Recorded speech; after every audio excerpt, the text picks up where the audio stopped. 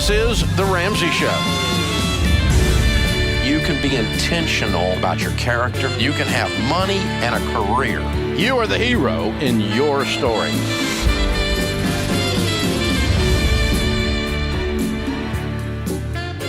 Live from the headquarters of Ramsey Solutions, broadcasting from the Dollar Car Rental Studios, it's The Ramsey Show, where debt is dumb, cash is king, and the paid-off home mortgage has taken the place of the BMW as the status symbol of choice. I am Dave Ramsey, your host. We invite your calls nationwide, toll-free. The number is free, and some say the advice is worth exactly what you pay for it.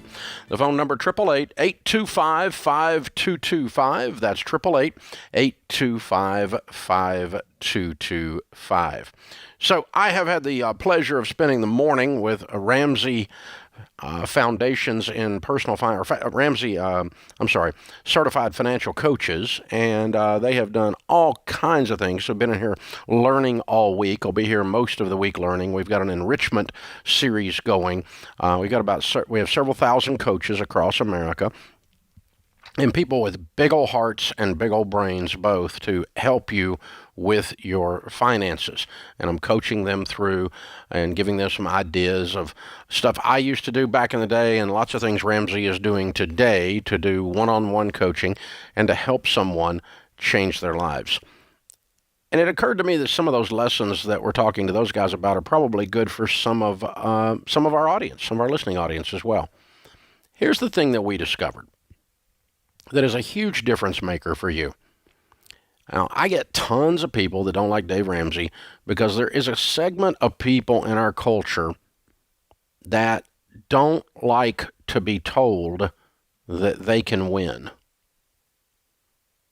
If I tell someone that is hell-bent on being a victim that they can win, they don't like it. It makes them mad. Don't tell me I can win, because then that takes away all my excuses. It takes away the fact that I might have to deal with the person in my mirror. And if I convince you that your category, whatever category you have stuck yourself in, I'm skinny, I'm fat, I'm man, I'm woman, I'm black, I'm white, I'm purple, I'm pink, I'm Latino, I don't know what I am, I'm from the north, I'm from the south, I have this or that. I don't know what your thing is, but I can tell you after 30 years of doing this, I've met one just like you who made it. And if you want to live in the soup of your self-pity and in the soup of your victimhood, you're going to not like Dave Ramsey. So personal finance is 80% behavior. It's only 20% head knowledge. And once you get that dialed in, then you're in a place to go, okay, yes, there's outside variables. Yes, sometimes there's mean people in the world. Yes, sometimes there's racists. Sometimes there's sexists. Sometimes there's a whatever-ist. There's jerks and foolish and ignorant people everywhere. They're all around us. And yet, it's still your job to control what you can control, and they're not one of the things you can control. You can control the person in your mirror, and then you become successful. Ta-da! Is it easy? Well, crap, no. If it was easy, we would not recommend successful people. So, last summer, I guess it was last summer, we had at our Entree Leadership event one of the sharks from the Shark Tank, and he and some of his folks and some other friends of mine all got together at my house for a big dinner afterwards. We ended up sitting on my deck and talking until the wee hours of the morning and became, that night, lifelong friends. I'll just tell you, I just love this guy. And I heard he was doing a new project, an Audible project, and I got him on the phone because I want you guys to know about it. So America's Shark, you got to love him. Daymond John is with us. Hey, my friend, how are you? What's up, brother? I love what you were saying as I just tuned in, and yes, it was an amazing experience being with you and your family and everybody. So really good to hear from you, man. Well, it's good to hear from you. I'm excited about this project. So you're going to tell people how you built a $6 billion brand called FUBU.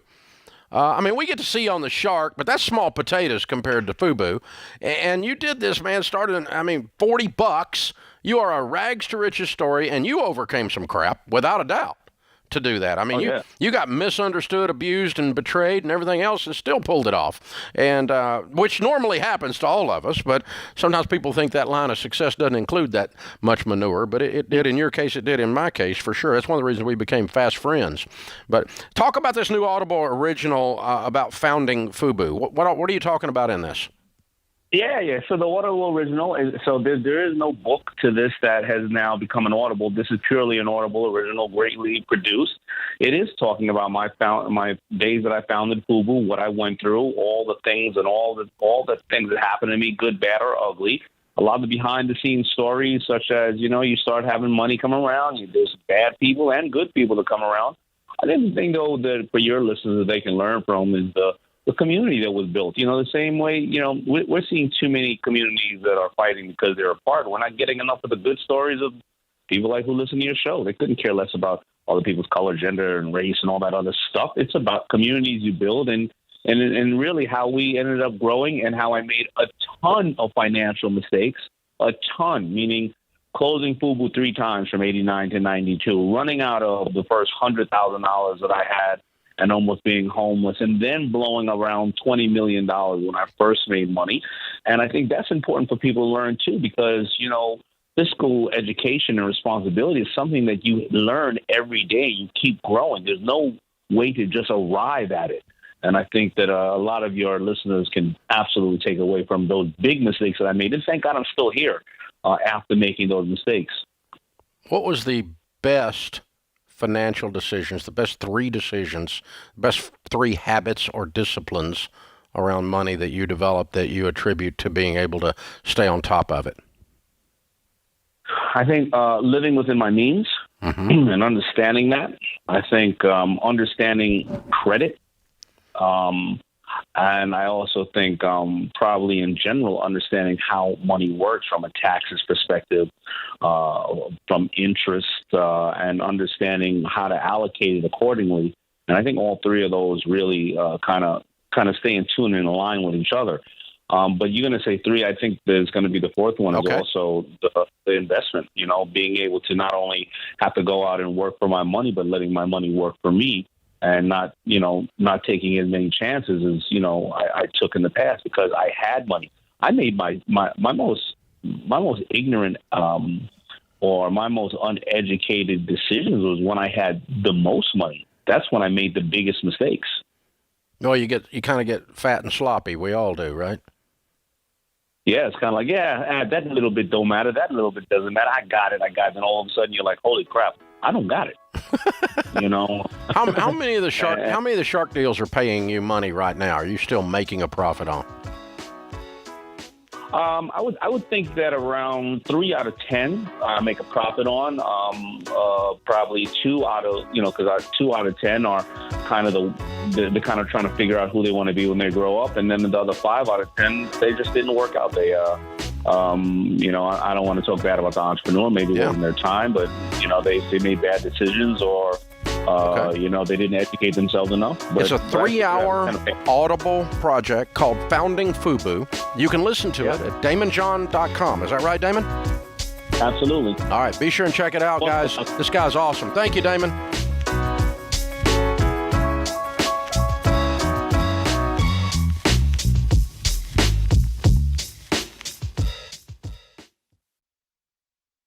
What makes our show unique is that we genuinely care about our listeners. We're intentional about choosing the best advertisers to recommend. Blinds.com is no exception. They offer high-quality window treatments at unbelievable prices, and they make it simple to shop blinds, shades, and interior shutters with easy online ordering, free shipping, and a guaranteed perfect fit. Go to Blinds.com and take advantage of this week's special savings.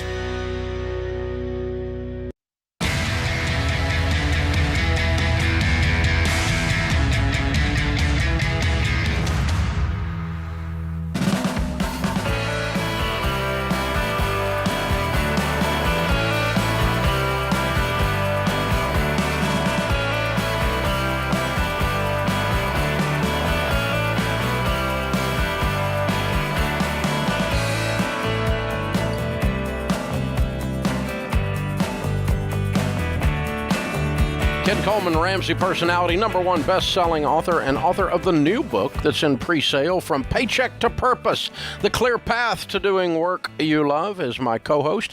He and I were both speaking this morning at the enrichment event for the Ramsey Financial Coaches, and it was a lot of fun. You did a great job, of course. Thank you, sir. A lot of fun. You warmed them up. It's always nice to follow you. You know the crowd's ready.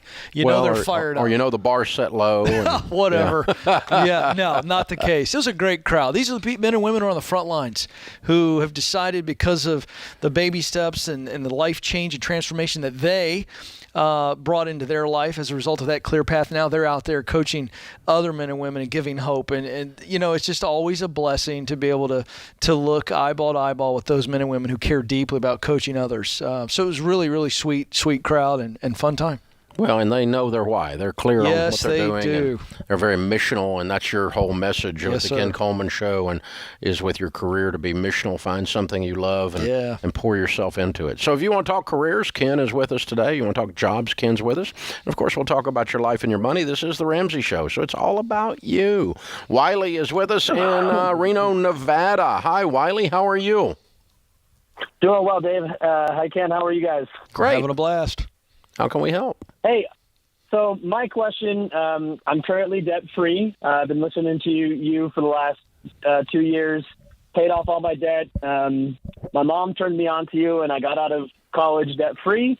So I'm currently in baby step 4, and I'm saving 15% of my retirement. And I currently work for the school district here, so I have a retirement through the district, a pension. I have a 403B and a Roth IRA that I'm all contributing to. Look at you. Well done. Thank you. It's all due to you and everything that you kind of... I didn't give you any money. True. So I'm just trying to look forward to my future. I'm looking to buy a house. Good. Should I stop investing in these and just stack money, or should I continue to invest in one, or is there a certain one that's better than the other? Either one is fine.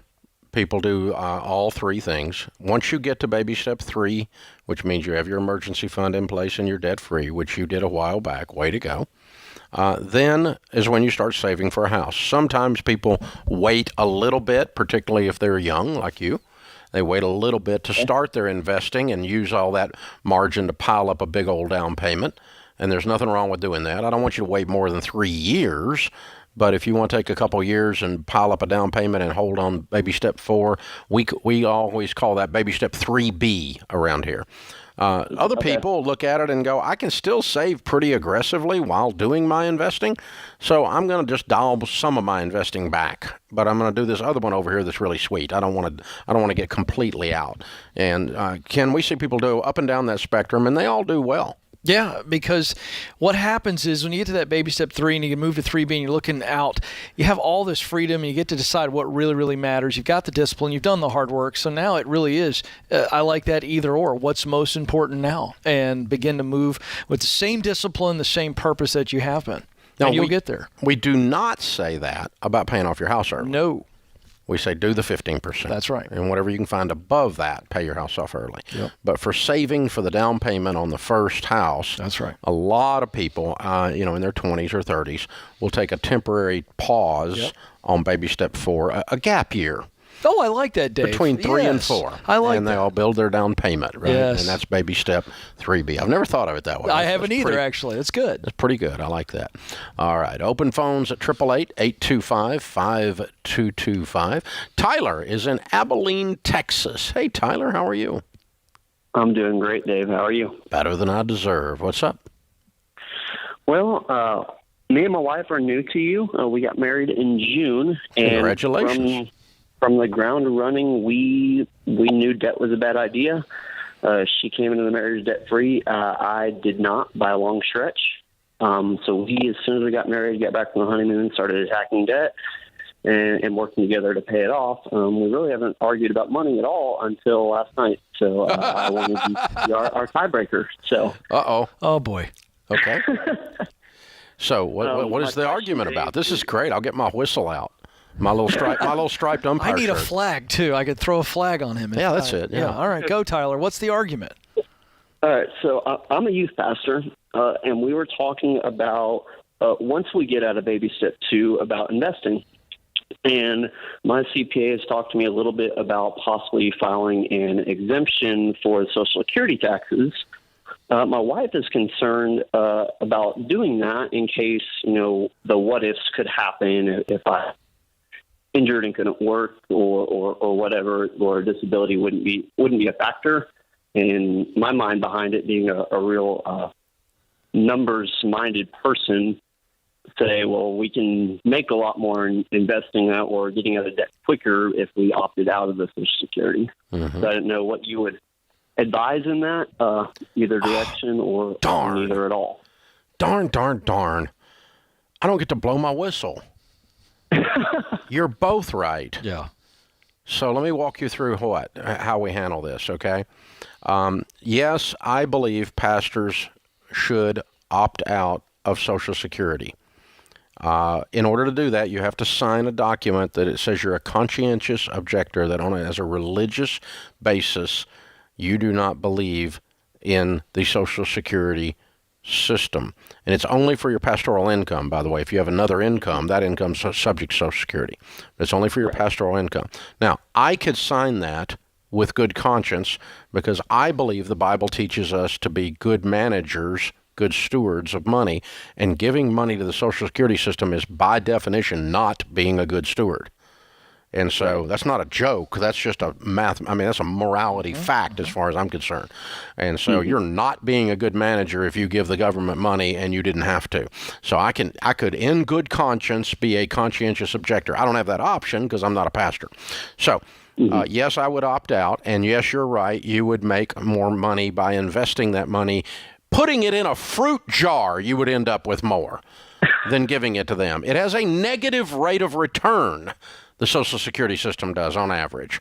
Plus, when you die, they keep the money you put in and use it for the other people, okay? Versus if you put it in a fruit jar, when you die, if your relatives can find it, you'd be okay. They would have it. Get the metal detector out in the backyard like they will be at my place, right? Because I bury coffee cans. Everybody knows that. Not. Yeah. But anyway.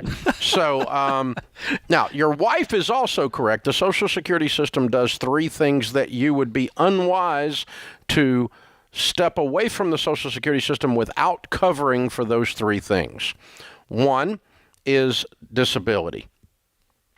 And you would not be getting SSI or Social Security disability if you became disabled. So you need to buy long-term disability insurance before you opt out. Oh, you need to do that whether you opt out or not, because the Social Security disability is not enough to live on. So everyone needs long-term disability insurance anyway. Okay?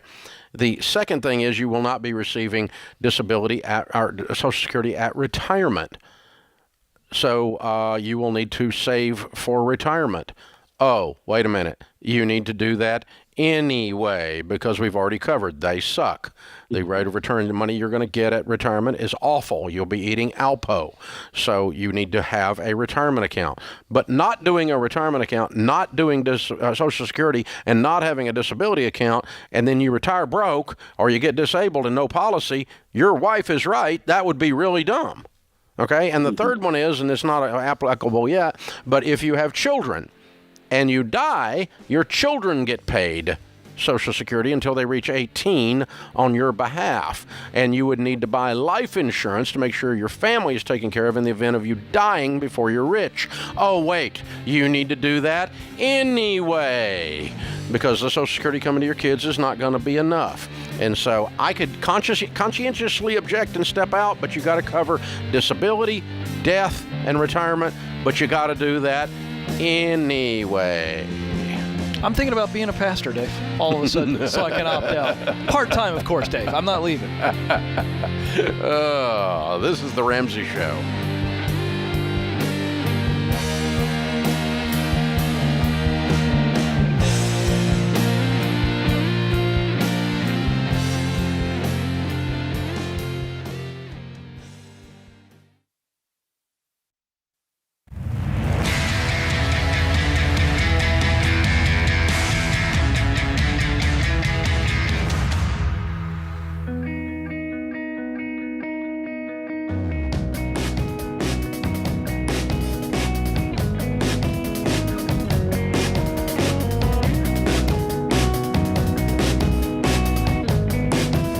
Ken Coleman, Ramsey personality, is our co-host today here on The Ramsey Show.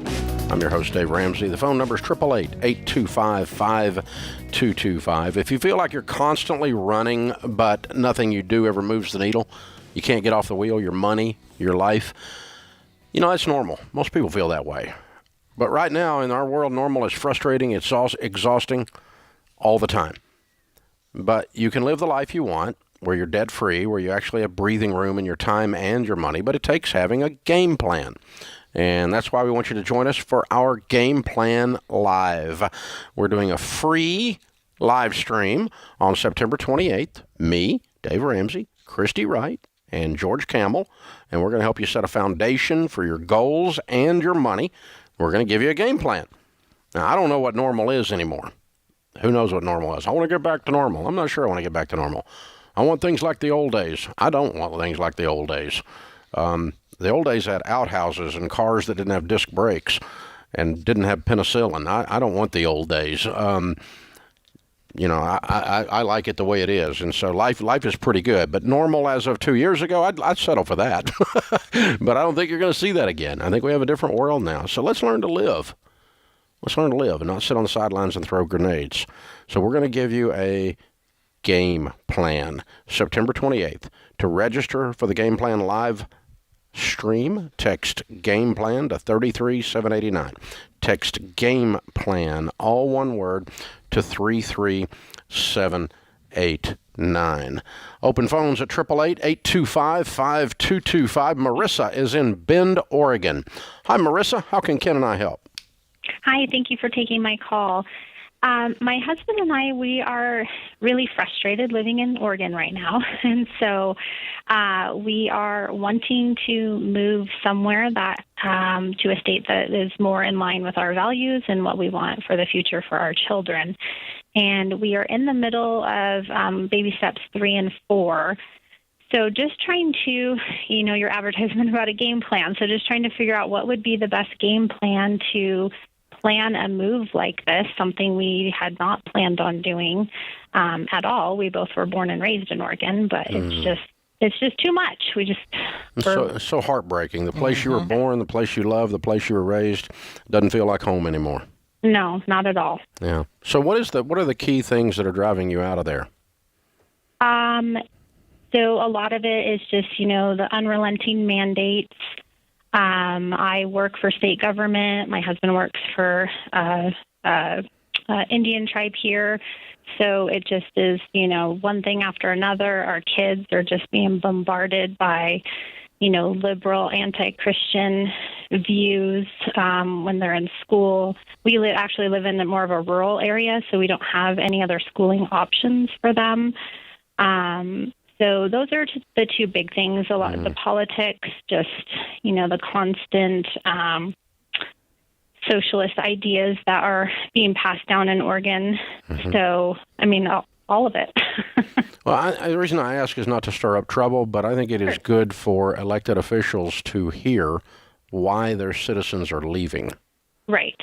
And it's happening in California, New York, en masse. It's happening in Oregon and Washington State. It's happening around some of the major cities where the city has lost control. They've lost control of their cities. And people are not, people who are the producers in our culture, who are the artists who make the art, the business people who run the businesses, the administrators who administrate, the good moms and dads who do show up at the PTA meetings. They've lost their tolerance for this stuff, and we're seeing one of the biggest migrations in the history of the United States right now since the time that this country was actually settled. It's pretty bizarre. So that's why I bring it up. It's kind of a philosophical thing, but worth talking about. Yeah, Marissa, I'm curious if you could tell Dave and I what's driving the destination the most. Is it the where or is it the what you guys will need to do from a professional standpoint? I'm just curious. Well, I actually work in a prison here in Oregon, so, my career field I'm not necessarily anticipating being able to stay in. But my husband is a farmer. He actually farms for, like I said, a Native American tribe for their tribal government. So he's very much, I mean, he has an ag degree from Texas, so that's kind of why we were looking at Texas. He's, familiar with Texas, really liked going to school there. So his degree is in ag economics, so he can run any part of a farm from the business end to the manual end. So we're just, right now we're focusing on getting him a job and where would that be? What would that look like? Especially in the Midwest. I mean, even just job opportunities for him in Oregon, the farming community where they're out of water, so his opportunities, regardless of the politics, are becoming few and far between. So, so that's another thing that's driving our desire to move is career opportunities as well. What do you do tactically, just the function in the prison system? What kind of a job? Is it administrative in nature? What do you do? Right now I run a life skills program, so transitioning work. So I can do that kind of stuff in a variety of settings. And I also have experience in administration. So, okay, great. So I feel like I'm a little bit more marketable. Yes, you are. As far as, working for a different type of environment. I think your career field might be, Ken, correct me if I'm wrong, more defined by what you do rather than where you have been doing it. Right. So I really wouldn't, I mean, I think it's, I've been running a life skills program. I've been in administration. Oh, by the way, happen to be in a prison system. Yep. I agree. So once you guys get where the right gig is for the hubs, this is a wonderful, wonderful job market right now, and you're going to be very, very attractive to a lot of different people. So I just wanted to ask about that. So I think, Dave, at this point, it's, okay, we got to figure out the place. We've got a wonderful relocation guide that I do want to make sure Kelly gives them at the end of this call. We had a Ramsey relocation guide. It's free. It really helps you walk through a checklist of everything from real estate professional, schools, packing, everything you can imagine. Because part of the thing that freaks people out about a move is not having a plan. It's just like, what do I think of? There's a million things. And certainly when you're uprooting from one state and moving cross country, that's terrifying. But we do have a great tool we want to give her that'll help. I didn't even know that. You didn't know that? Yeah, I talk about it on the Ken Coleman Show because we have a lot of people changing jobs. And so I guess I ought to know these things. I'd given away one. But, it's a checklist. So it helps you come up with a plan hey, to make Marissa, we have this great Anyway, the thing that comes to mind for me is I always have to put stuff like this. How do you eat an elephant a bite at a time? You said how do you lay out a game plan. I always have to put stuff that's this big a task in order, almost like a flow chart. Until this happens, I can't go to the next thing. And the first thing for you guys is to land careers. Right. You can't go on a wing and a prayer and hope somebody hires you. So if you both had jobs making more or equal to what you're making now in a new market, now moving starts to be mathematically fairly easy. And that's another thing that's been overwhelming is, just the cost of living, and our salaries here are quite a bit more than when I look at like Texas, Oklahoma, kind of Midwest. But I also know that we're going to be able to buy a house that's probably half the price of our house here, so just trying to keep those things in perspective too. But when you look at those salaries, if you can land the career with a track, land the position, both of you, then in whatever city, and you say, okay, that's where we're going. Then you can start unraveling the stuff on your end and making the leap. But making the leap until you have the income waiting on you at the new place is, that's really dangerous. And so that would be my biggest and first thing I would do if I were in your shoes, is to, jump on Ken Coleman's site, use all of his tools to land that job you love. And this may be a time to transition into a different segment of your career field that gives you more meaning as well. But land that first, and then you can talk about selling your house, buying a house. You can talk about moving. You can talk about actually loading up the truck and heading to Beverly Hills, that is. Swimming pools and movie stars. Texas tea. This is The Ramsey Show.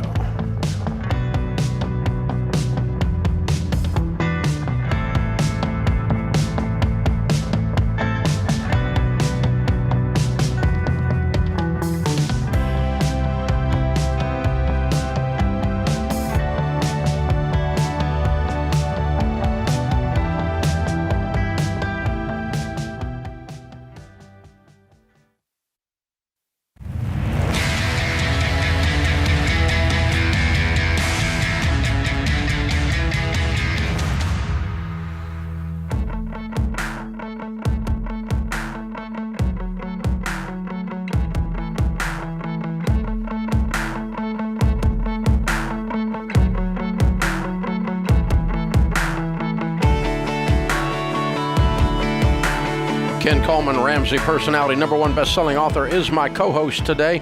His new book is called From Paycheck to Purpose: The Clear Path to Doing Work You Love.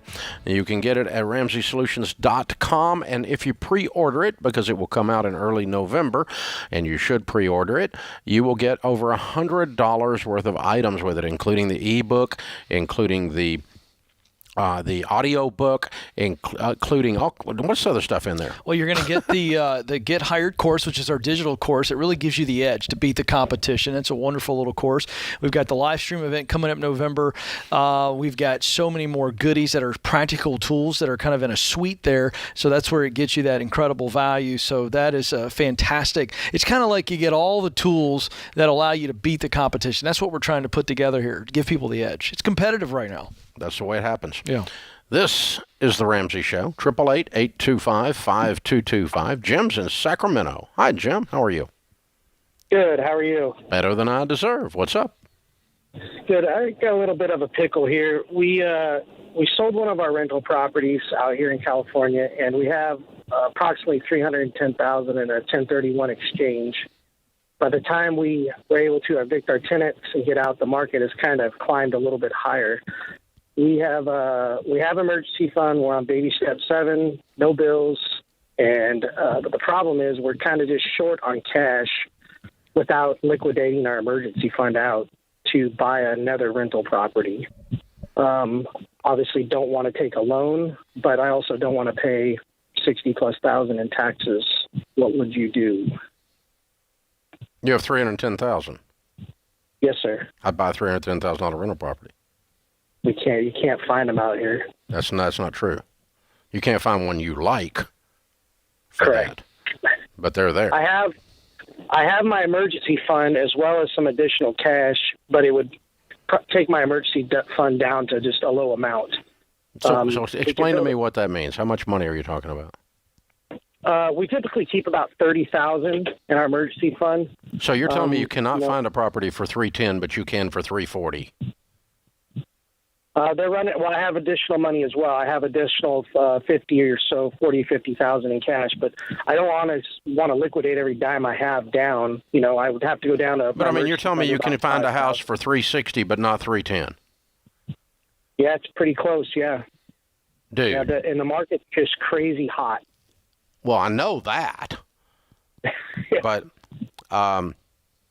well, you can do what you want to do. I think you. It's just illogical that you can find $360,000 but can't find $310,000. I mean, if you told me you can't find anything for under $600,000, but so my $310,000 won't work, you know, we'll argue about that. That's at least a logical argument. But $360,000 versus $310,000, that could be a matter of negotiation. That could be a matter of finding one that needs the gutters replaced. Correct. Yeah, no, I understand. We're looking at right about $380,000, $390,000, and I have the cash for that. You have a particular property you've fallen in love with? No, absolutely not. I don't fall in love with real estate. You have a particular property you have your eye on? We do. We're down to about 14 days to identify a property in that 1031. So we want to, you know, we've got two or three we're looking at right now, and they're right about $380,000 to $390,000. It just puts my emergency fund, you know, down to about $5,000. We make about $220,000, $230,000, depending on bonuses. So your emergency fund's down for 1 month or 2 months. Yeah, that's kind of my thought. Yeah. I think you rebuild the emergency fund like it's an emergency, and you close on something if you got 13 days. But moral of the story is don't wait till you paint yourself into a 13-day corner so you get desperate and have to make a move that's pinchy, because this is pinchy. It feels pinchy. But this is all because not wanting to pay capital gains. Yeah. You could buy less. That's, yeah. And you could buy, hypothetically, go to another market even, go 100 miles away. That's what I'm wondering. I feel like buy a $200,000 property, you're going to pay capital gains on 110, not on 310 then. So you only pay on what you don't use up out of this. Yeah, I despise taxes. You know this. I hate them. But I mean, it doesn't need to be the tail that wags the dog. That's what I'm wondering. It's right. putting some false pressure here. It's not false pressure. Well, it's making you prioritize the wrong thing first. Thank you for saying that better. Yes, but it's like, ooh. Make good business decisions first, great tax decisions second. Yes. not great tax decisions and bad business decisions. That's exactly That's what's right. bothering you. Yeah. And you're right. I feel like it's just the wrong thing is driving the train. Right. So I think you're going to close on a $380,000 property because I think you can't get your head off of it. That's what I think is going to happen. You nailed that. I mean, he's got something. He goes, this is a good deal if I can get it. Yeah, you know, and he's going to get it. So you make 2.25. No, don't borrow money. You're going to do it, and you're going to take you're going to run 3 months or 4 months without a properly funded emergency fund while you rebuild it with a $200,000 income and no payments in the world. So, but God help you if something breaks in that new rental the first month. You got no money. That never happens, though, Dave. Well, you're the real estate guy. I'm with you. I think it's worth talking about. I hate taxes. I do too, with a passion. I will do almost anything except a bad deal. And that's what I'm getting at to here. avoid paying taxes. Right. Here's a guy who's at baby step 7. He's crushed it. Yeah. He's done a phenomenal job with his money. Yeah. And to try to avoid capital gains tax when you're... Well, capital gains on $300,000 is 60. Yeah. Okay, but capital gains on $100,000 is 15. So, you can buy something cheaper too is a possibility. But here, guys, in the decision-making frameworks that we use, all of us use, when you paint yourself into a corner and you start making statements like they don't have any of those, that's when I start challenging you because they always have one of those. I don't even know what those is yet, but there's always another option. When you start telling me there's, it's like, bless your heart, when you're doing youth ministry and they go, she broke up with me and she's the only woman on the planet. Yeah. No, she's not. Yeah. By Tuesday, you'll see another one. That's the truth. That's the truth. It's fatalism thing, Yeah. God only, that's the one that God picked out for me. There's only one. Yeah. No, there's another one. Had a guy say that to me once. He said, well, what I really mean is she's the only one that would love me. I go, now that is possible. But no, I kid. Ooh, you're a real minister, aren't you? I really have a heart for people. You're a real pastor's heart. It was a buddy. Chris is in New York. Hey, Chris, what's up? Hey, what's going on, fellas? Hey, man. I'm in a really tough situation right now. I just literally found out probably about a year ago I had a judgment against me since 2012. I never knew about it. I was never the type to check my credit or anything like that. Recently, I've been trying to build my credit. And when I got the letter in the mail, I said, wait a minute, hold on, wait. They're taking me to court for garnishment. So I did not understand at all why they would take me to court. Come to find out, they sent papers that I was never served in 2012, and they got the judgment against me because I never appeared to court. But I never got the Before I papers. run out of time, Chris, what's your question? Oh, I'm sorry. My question is my original debt was $4,000. They want right now $20,000. I call and I try to settle with them. Basically, they said, no, we want the full $20,000. What was this debt resulting from? This was a credit card debt.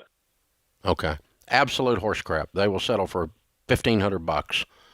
And if you can't beat them down to that, I know. If you can't beat them down to that on the phone, you need to hire an attorney. Don't pay them $20,000. It's probably not even collectible in your state. So if it's 8 years, 9 years, 10 years old. Yeah, that's why I'm so confused by it. I'm like, why? Like, I just didn't understand it. Well, basically, here's what you've not done. Here's what you've not done. You've not been proactive. To start with, you knew you had credit card debt, did nothing about it since 2012. And then a year ago, you got a judgment notice. And now you're calling me a year later, still working on it. So you need to get on this, man, and get this solved. Time to put both feet on it. Now. If you can't fix it, you need to spend $2,000 on an attorney to fix it and get it solved. But I don't think they can even collect it. But I think you probably settle it for $1,000, couple $1,000. Probably going to cost you $1,000 in attorney's fees.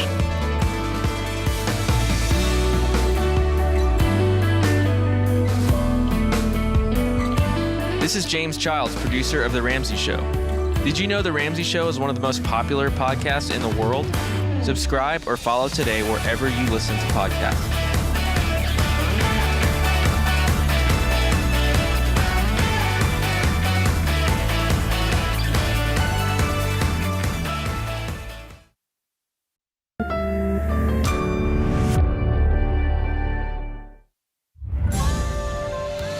This is The Ramsey Show.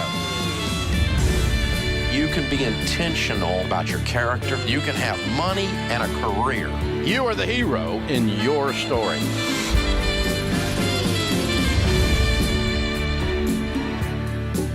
Live from the headquarters of Ramsey Solutions, broadcasting from the Dollar Car Rental Studios, it's The Ramsey Show, where debt is dumb, cash is king, and the paid-off home mortgage has taken the place of the BMW as the status symbol of choice. Ken Coleman, Ramsey personality and career coach extraordinaire, is my co-host today as we talk about your life, your money, your career, and how it all works together. We're answering your questions at 888-825-5225. So, Ken, this is an interesting and distressing part of our world today. We did at Ramsey a couple of years ago the largest, by far, airtight research, the largest study of millionaires in North America, in the United States of America, ever done. All the details. Where do they come from? What do they think about? Did they inherit their money? What are their careers? What's their marital status? What's their race, creed, color, whatever. Everything we could figure out, and trying to figure out, okay, what does it take to become a millionaire in America today? A millionaire is $1 million net worth. For those of you that don't know, it's not a billionaire. A billion is 1,000 million. It's a lot more. If you have $3,000, you're closer to being a millionaire than a millionaire is to being a billionaire, as an example. So it's not private jets and 7 cars. Okay? That's not a millionaire. $1 million net worth is not that much. But it is more than most people have. There's about 17 million millionaires in America. And that's what you own minus what you owe equals your net worth. Your assets minus your liabilities is your net worth. So if you have no debt and you have $1 million in your 401k, you're a millionaire. Okay? That's simple. That kind of a thing. All right. So we post on Instagram yesterday, and this is what is societally distressing, that from this study, not a feeling that we have. We didn't ask your broke brother-in-law his opinion. We asked real millionaires, 10 freaking thousand of them, who they are, where they come from. And one of the many conclusions we drew from this was the top 10 career fields that we found according to frequency within the study. So what career field did we find most often, second most often, and so on? The most often we found was engineer. The second was an accountant or CPA. The third was teacher. The fourth was management. The fifth was attorney.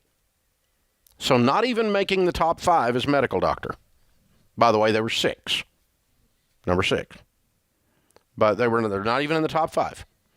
And we post that on there, and Instagram and Facebook proves once again that humanity is full of morons. I mean, if you read comments after articles or comments after posts like this, you understand why some species eat their young. People are dumber than a rock out there. Oh, yeah, a lot of mouth breathers. Some of you listening are dumber than a rock. Yeah. I mean, I never heard, this is ridiculous. So here's the thing, okay? We've done detailed scientific research that proves that the sun is hot, and we post it on Instagram. The sun is hot. Yeah. Some of you morons will disagree with that. Yeah. Just because you think you have a right to. And you should really stop before you post something because it makes you look stupid. Okay, was that unclear? Well, I felt like you could have had a little bit more enthusiasm for what you were saying. I felt like it lost a little fervor. No, I think you're absolutely right. This is data, and you know what's funny is like people, they want to argue like we're duping people. Yeah, like, well, we're just saying this to be cute. Dave Ramsey. Teachers aren't really making that kind of money. Not where I live. I'm a teacher. Teachers can't be millionaires. Right. No way teachers can be millionaires. No teachers should be on there. Where are the nurses? Where are the nurses? Right. Well, you nurses, get your butt in gear, and I guess you'll make the dadgum list. Oh, my gosh. Well, what they're missing, what these brilliant mouth breathers have forgotten in this post, is that it has nothing to do with the salary. It has everything to do with the way they live. Now, engineers certainly can make way more money than a teacher, but it is they have lived on less than they make. They have saved. They have invested. They've walked a clear path, the baby steps. They're baby steps millionaires. And that's what they're missing here. They think, oh, I know what a teacher salary is. You guys are just making this stuff up. No, as if you're into clickbait. Let me tell you what all five do share in common. All five professions are systems people. That's right. They all work systems. Yep. Teachers work a teaching plan. They have a lesson plan. Yep. They work a system. And if somebody gives them a lesson plan, they don't go make up their own. Yep. They follow the lesson plan. And engineers, they don't make up their own thing. The bridge would fall. That's correct. They have to follow the system. They have to follow the processes. Attorneys have to follow a process called the law. You don't get to make it up. You have to actually adhere to a process. All of these people adhere to processes for a living, and they take that same part of their personality and they apply it to their money, and voila, they become a millionaire. So what is the data on teacher income? Well, right now, the median income in the United States is $60,000. So now, before some of you folks start firing shots at me on that, I said median. Do you know what a median is? Does anybody know what the median is? If you had been in a good teacher's class, you would have known. It's your law of averages. You just run your averages. So there's no average is different than median. Yeah, I know, but I'm just saying if you look at across the board of what the median salary is for a teacher, it's 60. Now that means in some districts in the United States, like for instance, I got a friend who's teaching high school in New York, upstate New York. He's making over six figures. So this is across the board. You look at the median, and now we go, okay, this is what we're looking at in the United States. But again, it is about how they live on less than they make. It's not. This study wasn't pointing to how much they make. It was how much they keep. And by the way, there is one other correlation between all of these millionaires. They love their work. Yeah. High correlation. It's in the 80 percentile range. 80 percentile. They love. So let me help you with doing. this. If you invest from age 30 to age 65 in a decent growth stock mutual fund, 15% of $60,000, you'll have $4.8 million. Yeah, there it is. Now, you can also fire off a bunch of comments about that. But that was math. You don't really get to negotiate with math. Yeah. That's how math works. It just is or it isn't. That's right. You don't get to make up your own version. That's not an opinion. And so if you only are 1/5 as good as we teach. Right.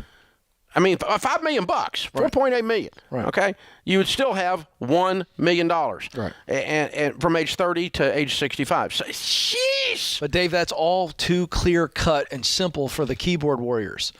There's got to be more complexity. They got to tear it apart. It's got to be a game, and that's unfortunate. That's the sad part. The sad part is that we have a portion of our culture now who, rather than fix their life and address the person in the mirror's deficits, instead wants a narrative that declares them a victim.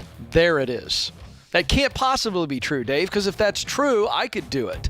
If your study was accurate, well, what do you know about my study? You just if your mouth was shut, you wouldn't be making noise. Oh my God. But Dave, they're mouth breathers, so the mouth can't be shut. Seriously, people. You really should abstain from the comments section, reading them or commenting on them. Oh, my gosh. This is The Ramsey Show.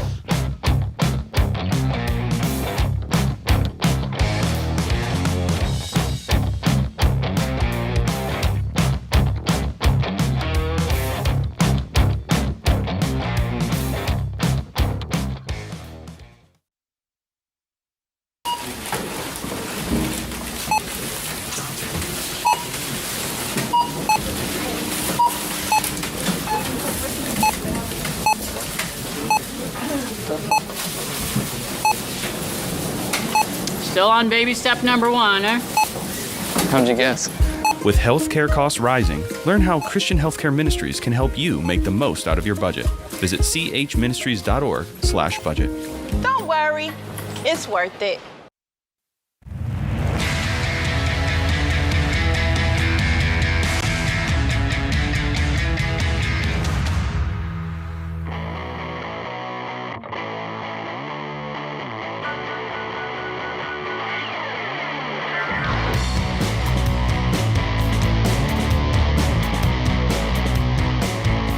Ken Coleman, Ramsey Personality, is my co-host today. This is The Ramsey Show. Open phones at 888-825-5225. You know, I gotta circle back one more time. I can't let that lay. There's a reason that you and I both get so visibly frustrated with people that have a victim narrative and insist on spreading their victim narrative. We know from having worked with thousands and even millions of people that most anyone that follows a proven process can go get a great job, can get out of debt and build wealth, can have a good marriage. We know that people that choose to control their behavior in spite of the negative influences from the outside, in spite of bad things having happened to them, and we all have challenges, but in spite of the challenges, we know that people can create for themselves, carve out for themselves a good life if they bother. When someone posts a negative narrative that says, oh, teachers can't do it, then someone believes that, or you're in an echo chamber with a bunch of people that says teachers can't do it, then, God help us, teachers believe they can't do it. Yeah. And we know that that's not true, and you've then limited someone's belief and someone's future, and you've brought harm to them. And we love people, that so much we want them to win, and anything that keeps them from winning, including you Debbie Downers out there, you're going to be at the tip of our sharp tongue. Yeah, I agree with that. And let me just say this, as much as we will take shots at people that are constantly negative and cynical, I do even feel you could do it if you'd quit doing that. I feel sadness over that because you've bought in some form or fashion a false narrative. You have had some bad stuff happen to you. Maybe somebody did something. Maybe you made a mistake and you did something dumb. That doesn't disqualify you from being a victor. I've never read a biography in my life, and I've read a lot of them, where the person in the story that we're reading about always did everything right, had no hardship, had no self-inflicted wounds, had no disadvantages. So I absolutely agree with you. We get fired up on this because we're in the business of hope. We're in the business of giving people hope that they can be who they're supposed to be. They can do what they want to do. It really makes me angry when people just go, nah, that's all a pipe dream. And it irritates us. And we live in a world today where people really are influenced, shockingly, by a comment in a comment section. By the negative. Yeah, and that's why it fires us up. The negative. Good grief, here's my deal. If you really believe that, then why do you feel like you got to share that with everybody else? I mean, you have the right to believe and say, and I will always fight for liberty, to say and be negative and Eeyore. If that's what you want to be, great. But don't bring it around the rest of us. Yeah, old country saying, if you ain't got something nice to say, why don't you say nothing at all? I mean, life is too short. Pastor friend of mine used to say, if it's not helpful, hopeful, or promotes healing, you don't need to say it. That's good. Yeah. If it's not helpful, hopeful, or promotes healing, you don't need to say it. Yeah. And I could take to that advice occasionally too. I just called a whole bunch of people stupid. But I think that might have been healing though. I think it was. It was a little therapeutic for both of us. Yeah, me and you were healed by it. Yeah. But I will say this: I think it's fair to say that someone is stupid or unintelligent when they argue data.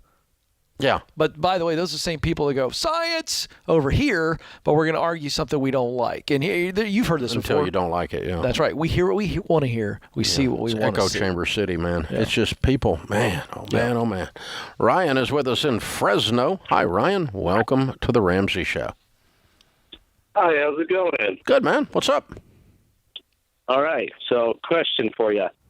I made a non-Dave decision about 4 years ago, and I need your help getting out of it. Okay. That's an interesting way of saying it. Non-Dave, meaning it was a bad decision. It was a bad decision. Well, thanks for the compliment, but how can I help? Tell me what happened. Yeah, so my wife and I went in on a property with her sister and her husband, and it's 20 acres. It has a primary house, and it had a mobile home on it. So my wife and I, we took the primary house, and they took the mobile home. It was all agreed upon, everything good. We decided to split the ownership 50-50. You split 50-50, but they get the trailer? that was what we agreed on. You're a good negotiator. Yes, so I pay a little bit more for homeowners insurance just because we are in the primary house. We have to have 2 separate homeowners insurance. Just, I don't know. That's how they worked it out. Anyways, my brother-in-law, they either want us to all sell this place together, or they want me to buy him out. And we can't come to an agreement on how we want to do that. We basically, our relationship has soured, and so we're kind of at a standstill of how we can go about it. That's sad. Yeah. I don't know if I don't know how much help I can be with the relationship part. I have a couple of thoughts on structure if you want those. You went into it 50-50, so why don't you just have the property appraised and pay him 50%? Hello?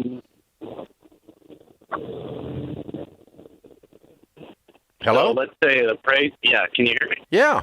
Can you hear me? Oh, yes. Okay. Why don't you have it appraised? So let's say, you put in 50, each put in 50%, right? Uh-huh. And he got the short end of the stick and lived in the trailer. All right? Yeah. And now he wants to buy out. Why can't you pay him 50% of the value? What's wrong with that? Well, the value is somewhere around $400,000. Yeah. And so that would mean. So how does that mean? I'm paying him $200,000, or just?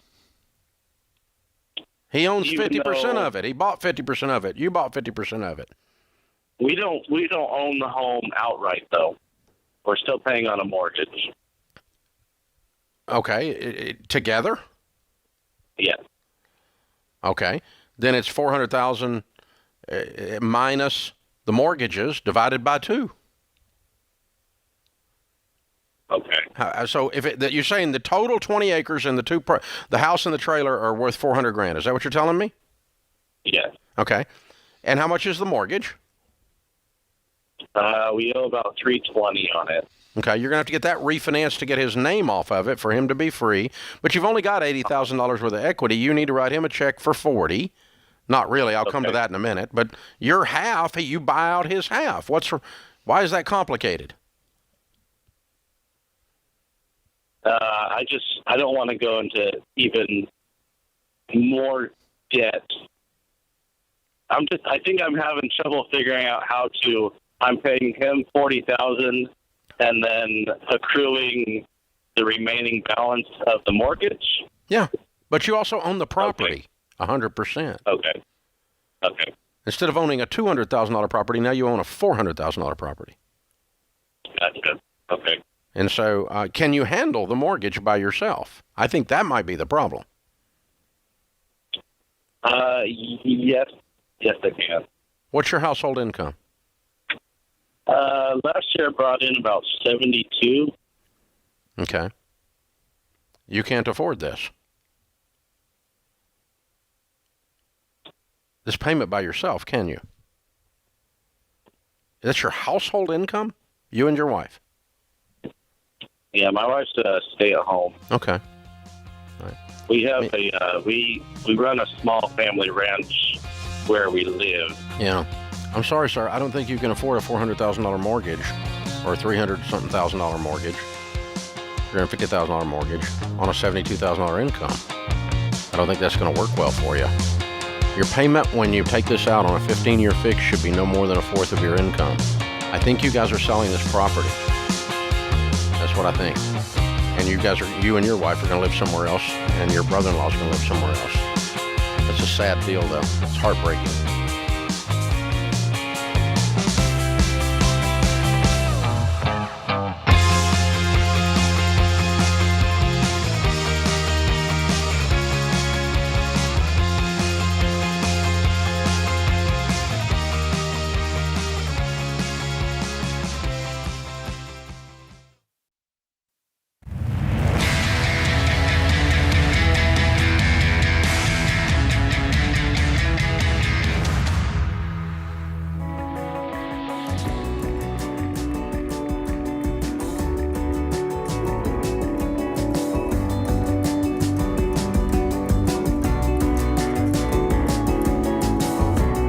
right, Ken, I want to revisit the last caller because I had a thought at the break, a solution. Okay, so let's revisit. He and his wife's sister and his brother-in-law, the four of them, bought a property together, 20 acres. They live in Fresno, California, and it has a trailer on it and a home on it. They moved into the home. The brother-in-law moved into the trailer. Something's gone sour, and the brother-in-law wants out. He wants out of the deal.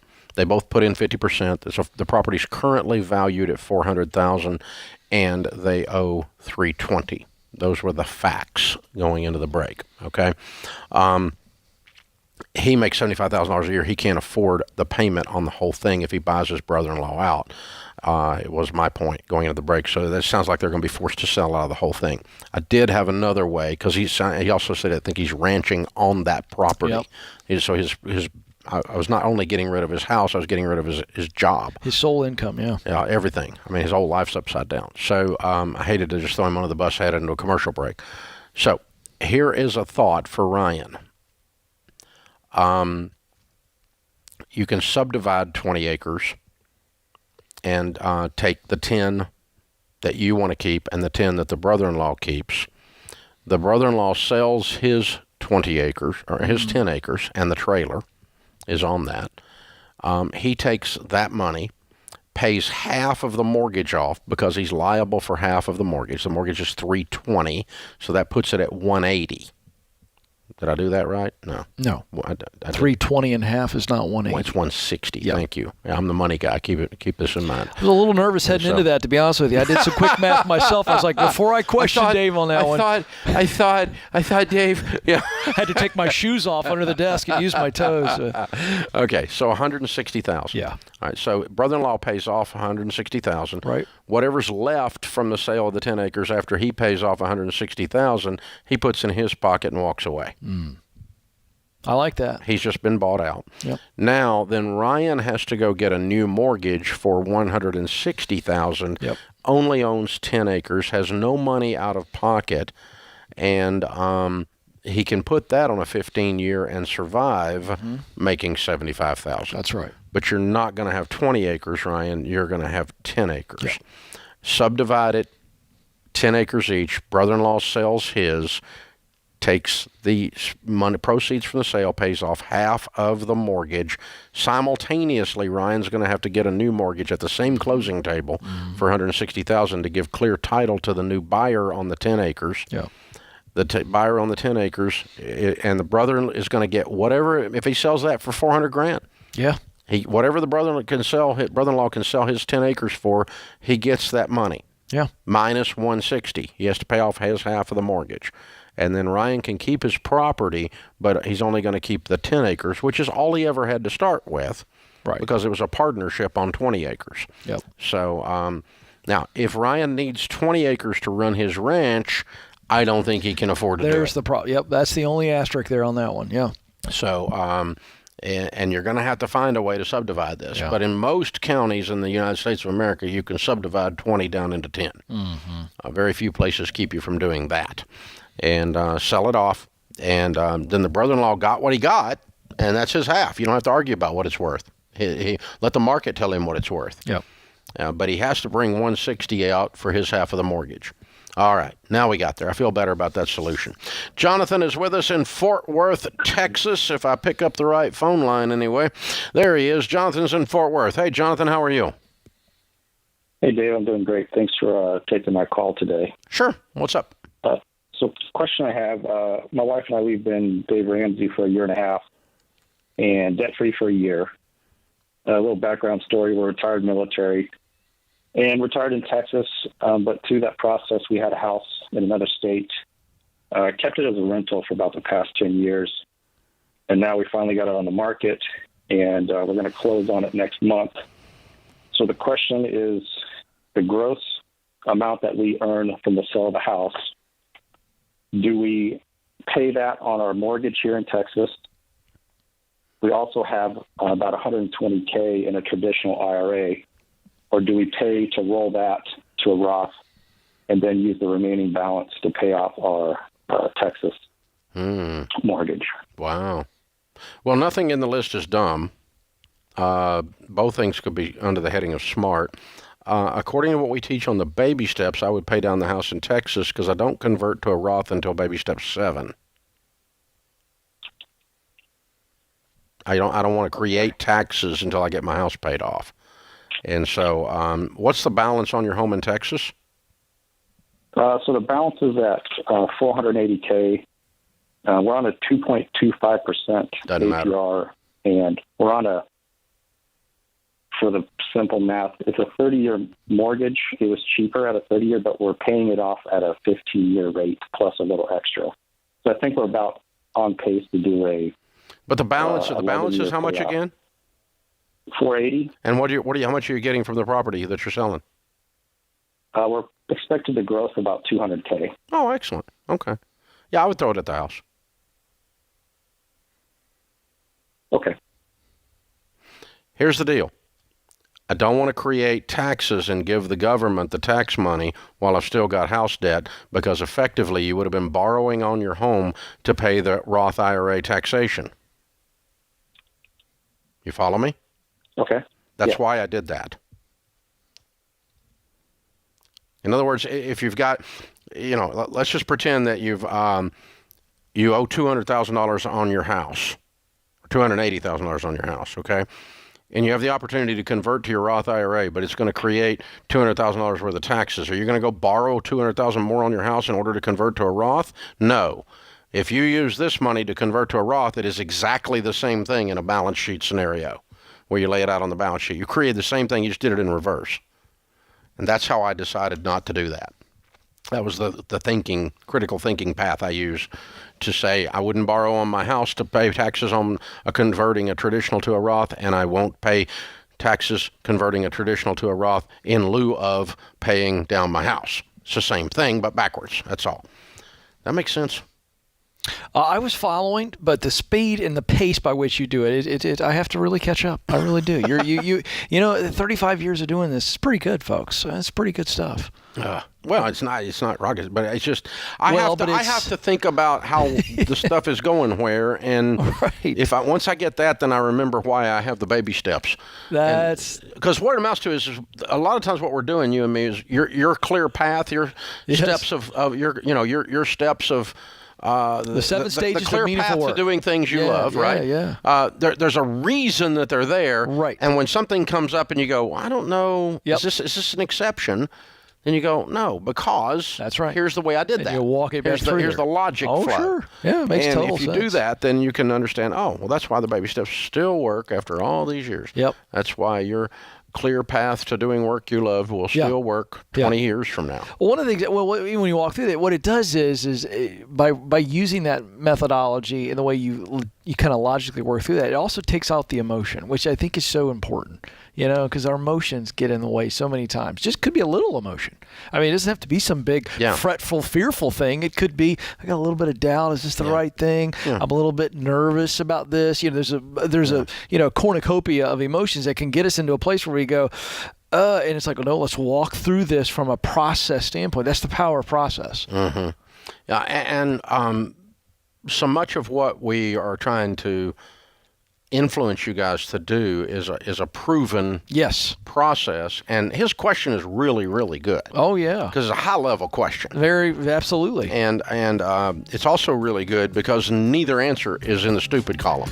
That's right. It's not like he's got some bad options. Do I lease a car or do I finance a car? Yeah. Okay. Both in the stupid column, right? So, do I get a MasterCard or a Visa credit card? Both in the stupid column. Yeah. Discover or American Distress? Yeah. Yes. No. Both in the stupid column. Yeah. Whole life or universal? Both in the stupid column.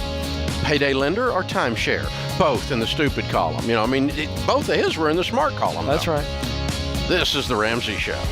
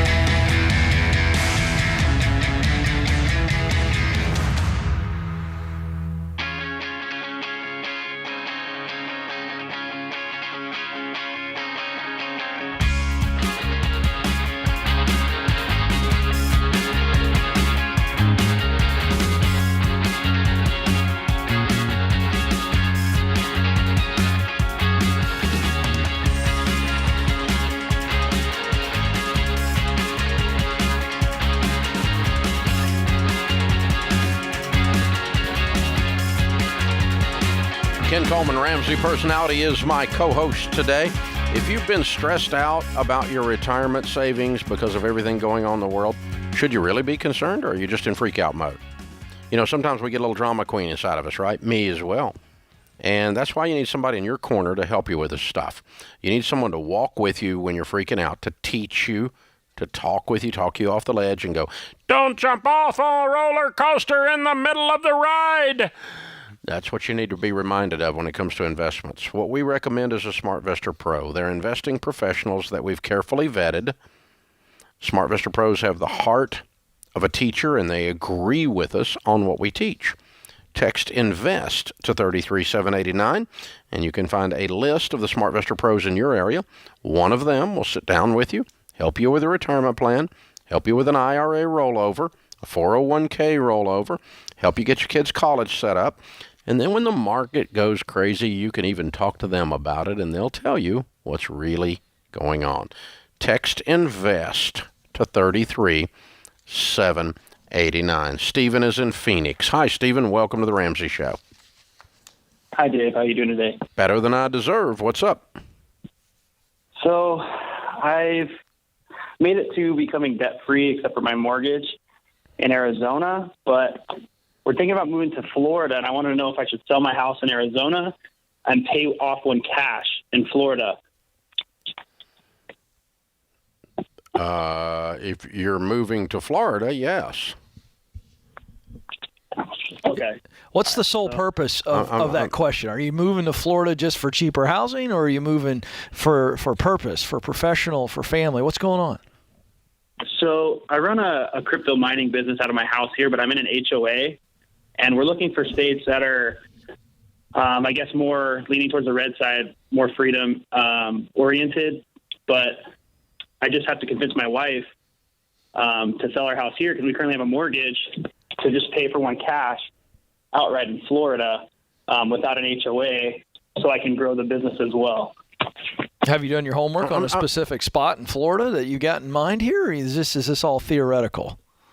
No, so I've done research. I'm looking north of Orlando, kind of near the DeLand area, for about around an acre or so is what we're looking for to set up like a mining shed. But it's just kind of convincing my wife to get on board with the whole idea because it's kind of like it feels like a big risk. Why is it a big risk? It's just a big change, I think, and she's just worried about it. Maybe the mining business not working out in the future because it flows with the market, so it's not always profitable. Right. But that's true in Arizona and in Florida.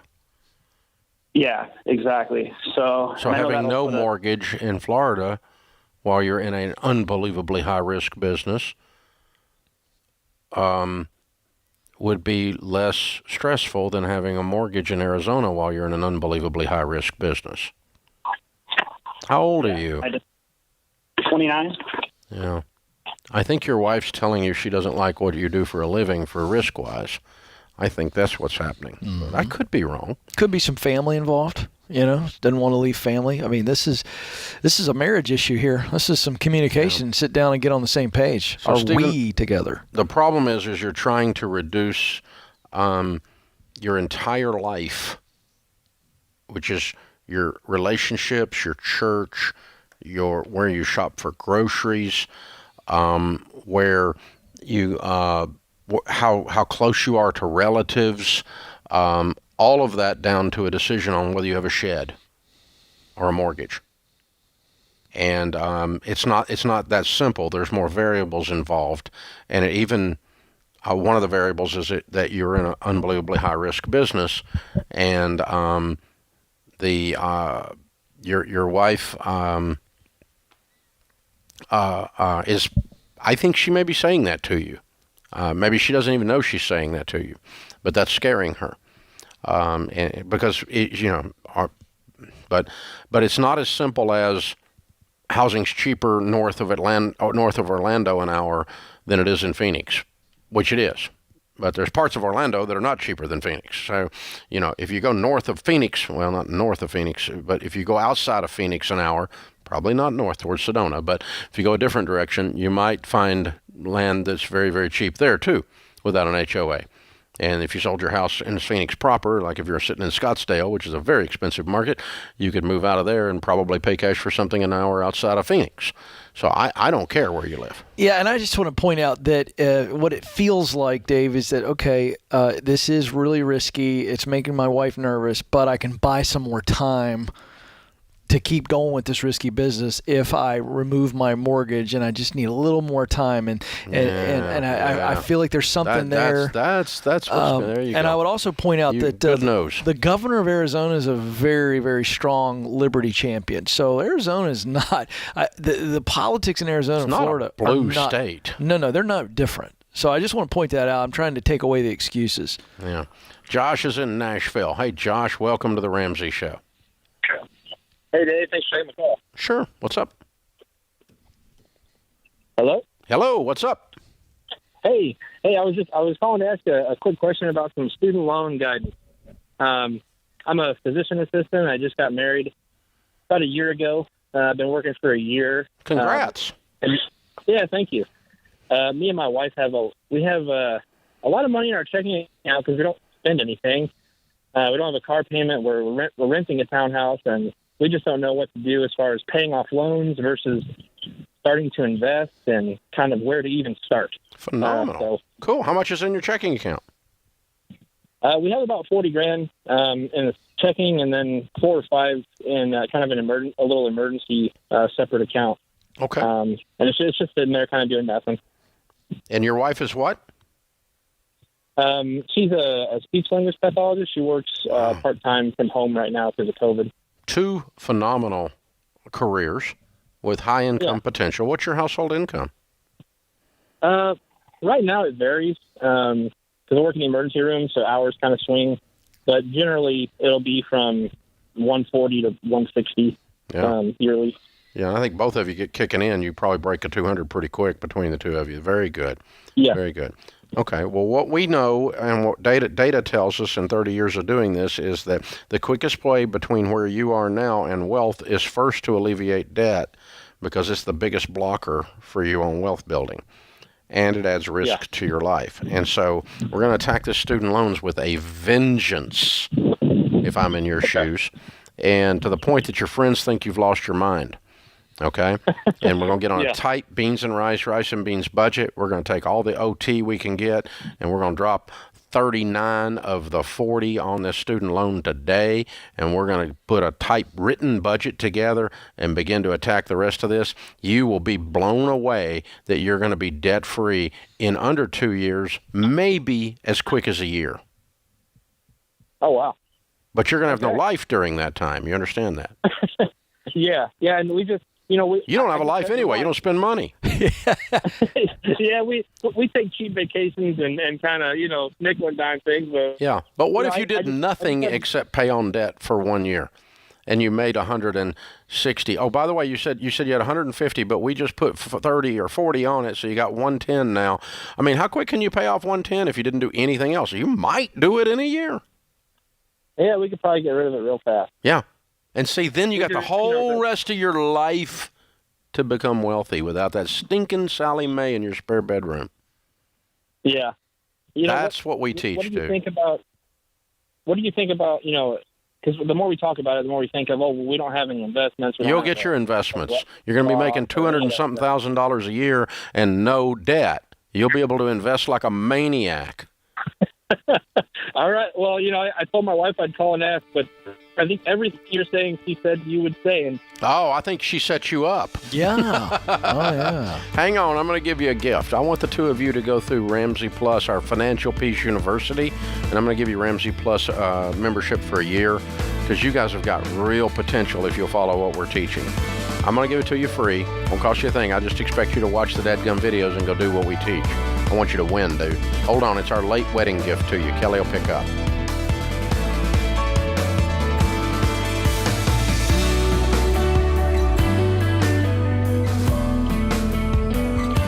Have a friend or family member that needs a daily dose of Ramsey advice in their life? Let them know about the Ramsey Call.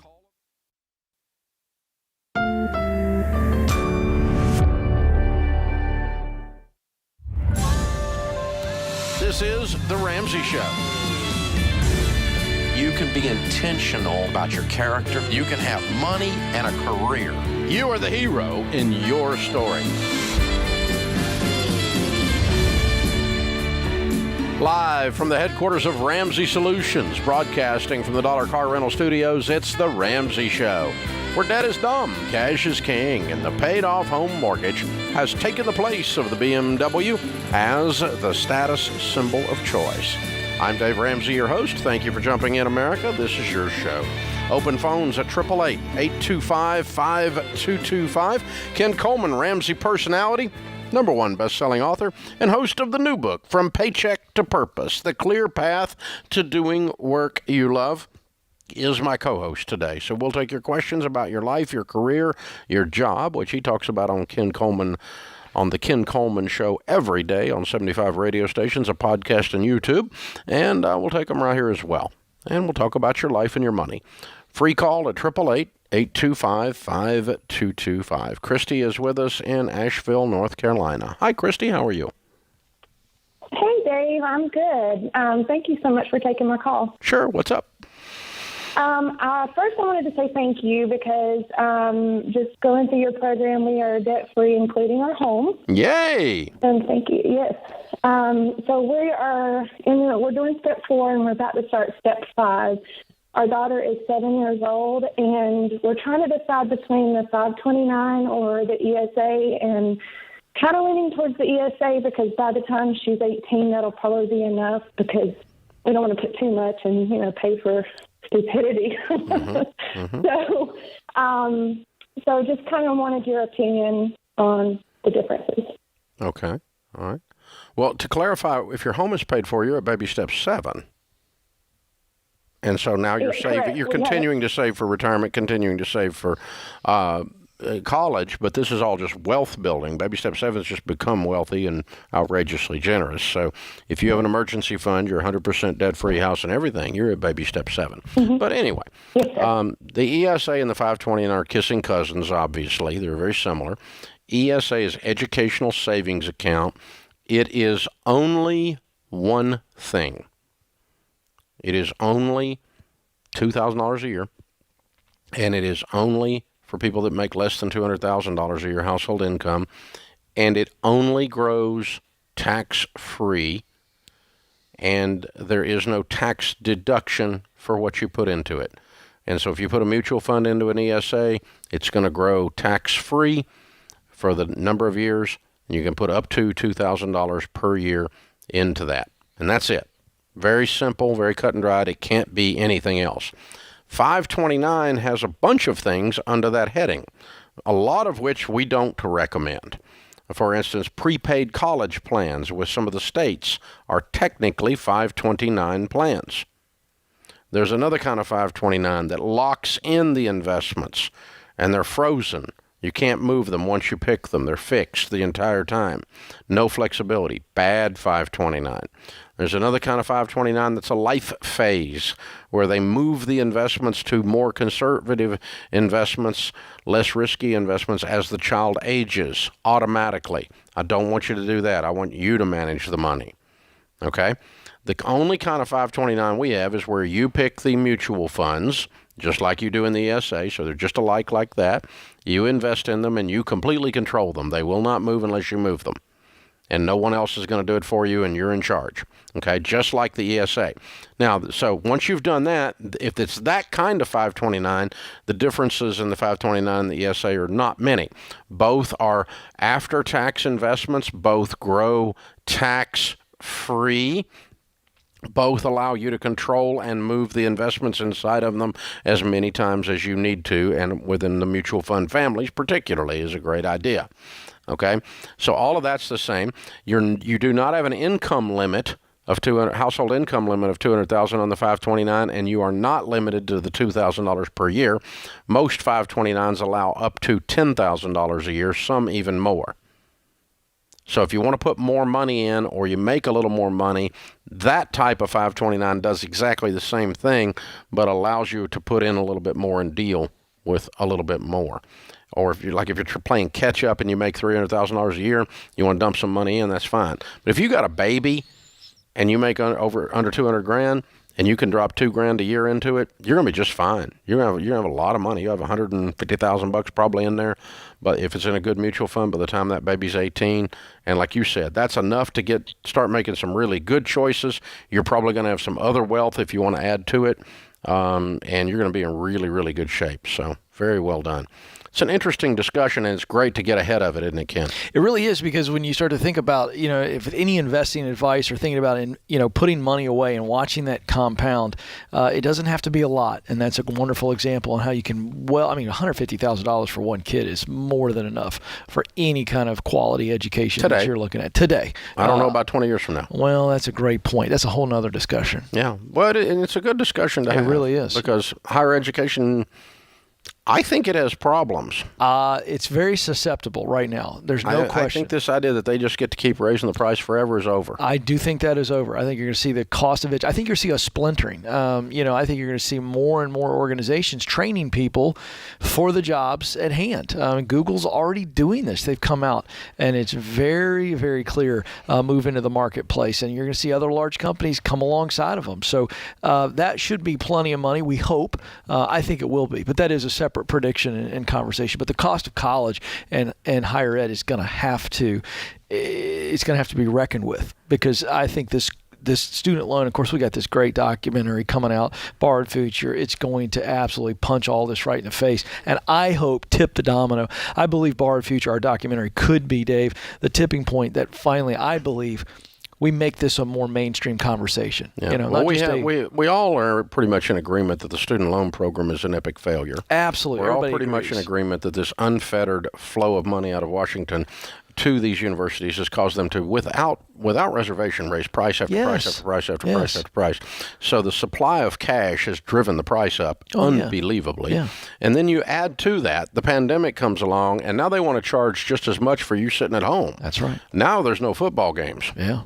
Yeah. Well, now there is. But I mean, now there's no campus experience. No, nothing. Now there's no this, or you've got all this woke stuff and other stuff going on to the point they're not even going for education anymore. Now we're going for the cultural experience. Right. And nobody wants to pay $200,000 for that anymore. No. And the swollen endowments, right? We got all this money sitting over here, and we're not helping kids that need some financial aid. The narrative is just really snowballing poorly. Yep. Yeah, it's not going to go well for higher ed. And I'm not against higher ed. No, we are not. No, we are not. We're proponents of it. But I want you to be sure and check out Borrowed Future. It's going to be anywhere that you want to plug in to see a paid documentary. You'll be able to watch it. It's coming out in October, the 13th. 13th, I believe it is. Yeah. Yeah, I think so. Hope that's a Friday. No, correction. Do we have that right? Yeah. What is it? What are you saying? 14. Okay, good. Okay, good. Close enough. You'll be able to find it right there in the middle of October. Yes, sir. Borrowed Future. It's a big premiere. We did a whole thing here the other day with it. The whole team watched it, and it will make you so angry when you see how nasty these people are behind the scenes. This is The Ramsey Show.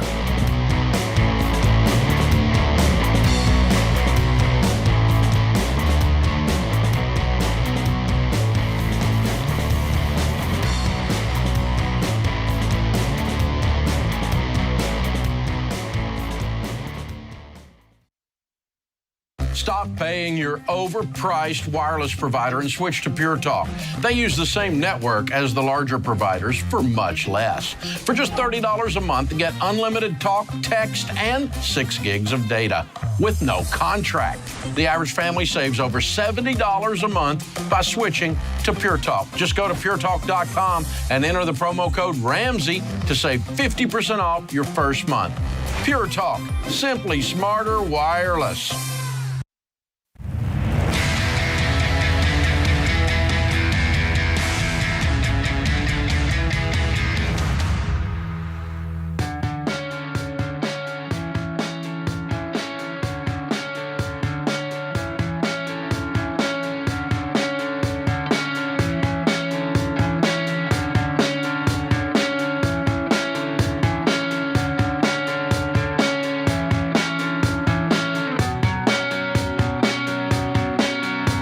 Ken Coleman's new book is From Paycheck to Purpose, The Clear Path to Doing Work You Love. Ken, this is more than just climbing the career ladder. This is more than just making more money. Yeah, this is about income and impact. Everybody wants to make a difference in this world. We just do. It doesn't matter where you're from, what you believe, your politics. It doesn't matter. Everybody wants to make a difference. And there is this worldview of work that says, I just work to be able to get a paycheck, to be able to live. That's the provision piece. But you and I know that there's contribution. And that's what that title in 4 words really outlines. The provision is the paycheck, but purpose is the contribution. And this is a 7-stage clear path is what this book is about, that not only helps you figure out what meaningful work is, what work that I love to do is, what is this work I was born to do, this contribution I was created to make. It only helps you there, but then it walks you through the journey. It's not just get clear, it's then get qualified. How do you get qualified the right way for less money, but gets me into the door? How do I get connected so opportunities show up and knock on my door? How do I start? Where do I start the right place so that I'm on the right ladder? How do I get promoted? That bigger shovel. Hello, more money, more impact. How do I get the dream job? And then what? What does it mean to give ourselves away? That's just a real quick, pass through the 7 stages, but it is a clear path that shows you what you could do and tells you that you should do it. And it demystifies this climb that so many people think. And, I was just thinking for a moment when I talk about this, why did I write this book and how does this play into the money game that we talk about? I've never once, now I'm sure there's been 1 or 2, but I've never once in my time here, 7 years at Ramsey Solutions, heard a debt-free scream where the income did not go up on some level. And there's more to it than just, we were getting after it and we were trying to hustle through it. There was a vision. And that's what drove everything else. The intensity, the gazelle intensity is about the vision that baby steps give. And this idea of working for purpose, it's more than just income. And we can help you get the bigger shovel and move up. But more importantly, we want you to do work that you love so that when you get to the end of your life, Dave, you look back and you reminisce on the impact you made. You don't regret that you just worked for a paycheck. And that's what this is about. Yeah, this is a lifelong guide. Yeah, this isn't it's not a quick just, thing. You need a better job. No, this is not this is going to walk with you the whole way, building your career, helping you step through the leadership ladder, making an impact, coming home and going. Because what satisfies you and rings your purpose bell today won't 10 years from now. That's correct. Your vision grows. I've always run Ramsey for 30 years based on purpose. Mm-hmm. But my purpose has evolved and changed it has. as Absolutely. I've done that, for sure. That's right. And so that would be true in any career path. I'm no different than anybody else in that regard. Yep. So if you pre-order today, the book will come out November the 9th. And we will ship them to you to where they're on your doorstep that day. You're going to get also the Get Promoted bonus pack. $20 for the book, and it includes over $100 worth of stuff. Now, here's what comes free. The Get Promoted audio lesson from Ken, the DISC assessment, and from the Paycheck to From Paycheck to Purpose live event, and a 30-day free trial to Ramsey Plus and more. And over $100 worth of free stuff total to get you started and get you set apart from the competition. RamseySolutions.com to pre-order the copy of the new book, From Paycheck to Purpose. Only $20. Again, street date on this is November the 9th. Our question of the day comes from Blinds.com. Find out for yourself why Blinds.com is the #1 online retailer of custom window coverings. They do a great job. That's it. They have free samples, free shipping, the new promos they run all the time. You'll save even more. Use the promo code Ramsey to get the best possible deal. Sorry, Dave. Go ahead. Rules and restrictions apply. Cut him off, folks. That's I was right. so excited to get to Amy's question from Kansas. I applied for a job with a salary range of $16 to $18 an hour, which would be a raise from what I'm making now. I went to the interview, and I know I did well. They looked up how much I should get paid for the job based on my credentials, and it came out to about $25 an hour.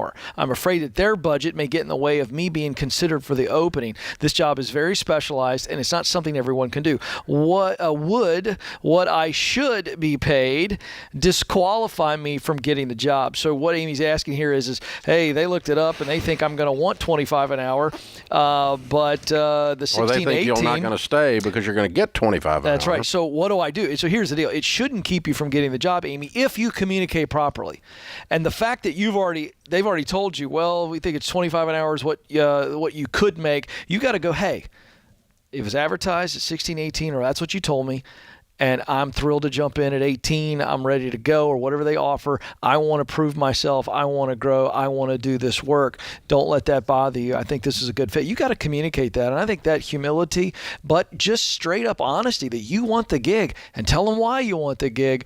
Don't let their worries and their fears, or what you think may be their worries and fears, fit into this. You just tell them, I want the gig, and I'll be thrilled to take the gig. So keep it simple. And here's the thing.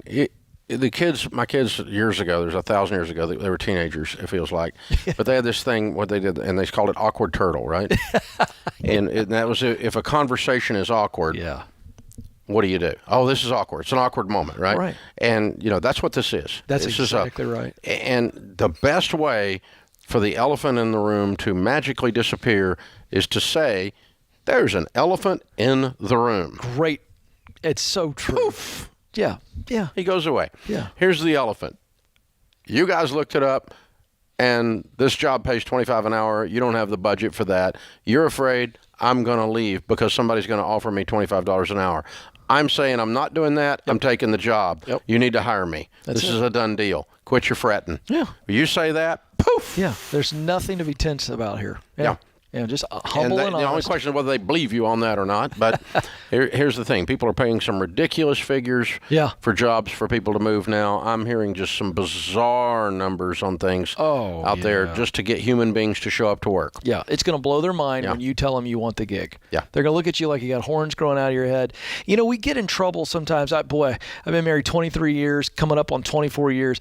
And the biggest trouble I've ever gotten into, Dave, with Stacy, is when I try to assume or try to anticipate what she's thinking, as opposed to just talking to her plainly or asking her questions. When I try to anticipate or try to analyze something that's not there, boy, we get this thing all worked up on our head, and it's not that big a deal.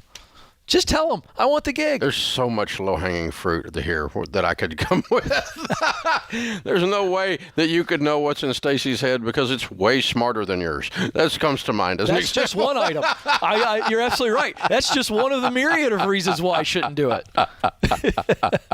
Oh, my gosh. Yeah. No, the thing is, if something is weird, stressful, the demons around this, they don't like light. Yeah. And when you shine light on it, they run for the corners. The roaches run for the corners as soon as you turn the lights on. Yep. And awkward conversations have that sense to them that, this is a difficult thing for me to cover. Yeah. This is a hard thing for us to talk about. This is a weird thing for us to talk about. But by talking about it, it loses all of its power. So true. Yeah. And many times what we think is going to be awkward for us isn't awkward for the other party. So just be an adult. Have a good posture, a good spirit about you. And as you said, Dave, if I was in your it. shoes, I might be thinking she's going to leave and take the $25 as soon as somebody offers it. I love that. And so why do I want to put her in there only to lose her in just a few months? Yeah. I want you to know I've already thought about that, and I plan on staying, and I'd be honored to take this position. I would like to know how I can even add more value over time to where I could make $25, but you'd be happy to pay me that because I made you $50. That's correct. So, that kind of a conversation is really powerful. And as a follow-up after an interview, that would be pretty strong. Yeah, they'll be in a hurry to sign you. I think so. Yeah. This is The Ramsey Show.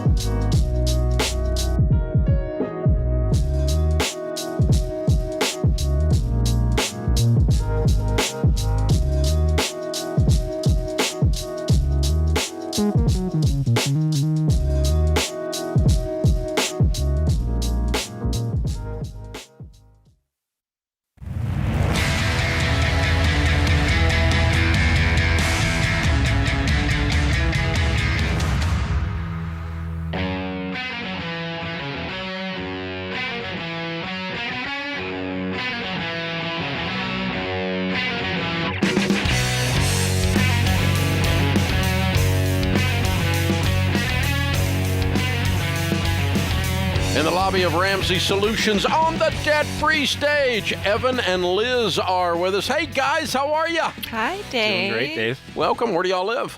We are just north of Detroit in Michigan. Oh, wonderful. Okay, like Rochester or? Ferndale. So Ferndale, between yeah, Rochester right and Detroit. There. Perfect. Cool. Well, good to have you guys. Welcome to Nashville. And to do a debt-free scream, how much have you paid off? $93,000 in 27 months. Hey, good numbers. And your range of income during that time? We started around 80 and finished around 130. Good. What do you guys do for a living? Liz works in the home, and I work in systems administration, a lot of automation, PowerShell, that kind of thing.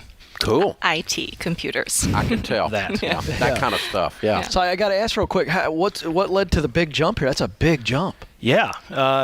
We got gazelle intense. At some point during our journey, we got to the point where we couldn't scrape any more off the budget and had to just get a bigger shovel.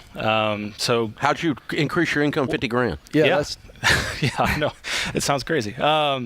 Certifications and a mixture of that and getting the right job. Just found Did you change jobs? Employers. Yep. So just working my way up, getting So you certifications. got qualified and you got promoted. Very good. There you go. Nice. Good work. Wow. And he got the old company to pay for the certification. They paid for some furthering education, and then he leveraged that. Wow. Into his new position. Very good. Well, those certs are very valuable, obviously. Well done. Good for you guys. What kind of debt was the 93? Oh, a little bit of everything, but mostly student loans. Student loans. Overwhelmingly student loans. How much of it was student loans? I'd say 85. Oh, wow. Hardly anything else, yeah. Yes. We had Okay. a tiny car loan, a tiny medical loan. Yeah. paying How off long the y'all second been job. married? 9 years. Yeah. Going on Okay. 10. Yeah. What happened 27 months ago, 2 years and some change? Yeah, we finally had the I've had it moment that you've talked about, where we were making very decent money, and all of a sudden all of it was going out the door to other people, and it didn't make a lot of sense to us to keep that around. So we listened to your book on a road trip, or I did for work, and it just made sense. It clicked. It was within like spitting distance. Oh, we could do this. Like, it's not this far off thing that like only superheroes can do. Like, we can just make this happen. Wow, that's a good line. I love that. Yeah, there's some depth there. This is not just for superheroes. We can do this. Yes. And you are superheroes, by the way, but just the same. So you came home from the road trip and say, Liz, I've been listening to audiobooks. No, I said we should sign up for Financial Peace. Oh. And she said? Well, we had heard about it before, but our good friends at our church, he was leading the class, and I was like, fine, I'll do it. Oh, that made it. Greg. Okay. And so then we took the class together, and I felt like for the first time in our marriage, we were really aligned on what our plan was going to be. Yeah. Financial Peace University. Your friend is teaching it. You joined the class. Yeah. Okay. I'm always interested in this. I mean, I've been doing this for 30 years, but it's always intriguing to me because I know how my brain works when I'm going into something like that. I walk into that class, I've got all of my cynical shields up. I mean, cynicism is a spiritual gift for me. I mean, it's just like, I'm thinking this is greasy, this is slimy, this guy's trying to get my money, and I'm going to be pretty cynical. You might not have been that jaded, but you still have to not know what, it never is what you think it's going to be. You know what I'm saying? Yeah. You think it's one thing, but it was something else. What were you thinking it was going to be, and what was it? I think for me, I thought it was going to be kind of this like health, wealth, prosperity, like just trying to make yourself rich for the sake of making yourself rich. And I think what really sold me was your vision of generosity to people, that it just had, it's not just about you, it's so that you can help others. And I used to be a teacher in Detroit before we had kids, and so I just felt like that really resonated with me of this is an important way to get our situation together so that we can do more of what we want to do for other people. So, yeah.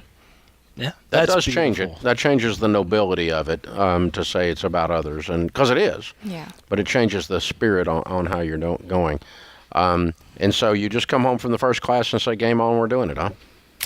Yeah. I mean, it was overwhelming at first. When we ran our initial numbers, I think it was like, in 5 years at this trajectory, then we'll be debt free. And Yeah, but we just saw the Lord's faithfulness, I think, every month, just like paying off more than we even anticipated we'd be able to pay off in little ways.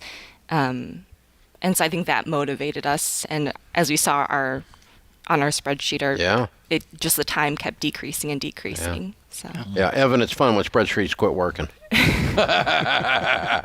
It's going faster than we thought.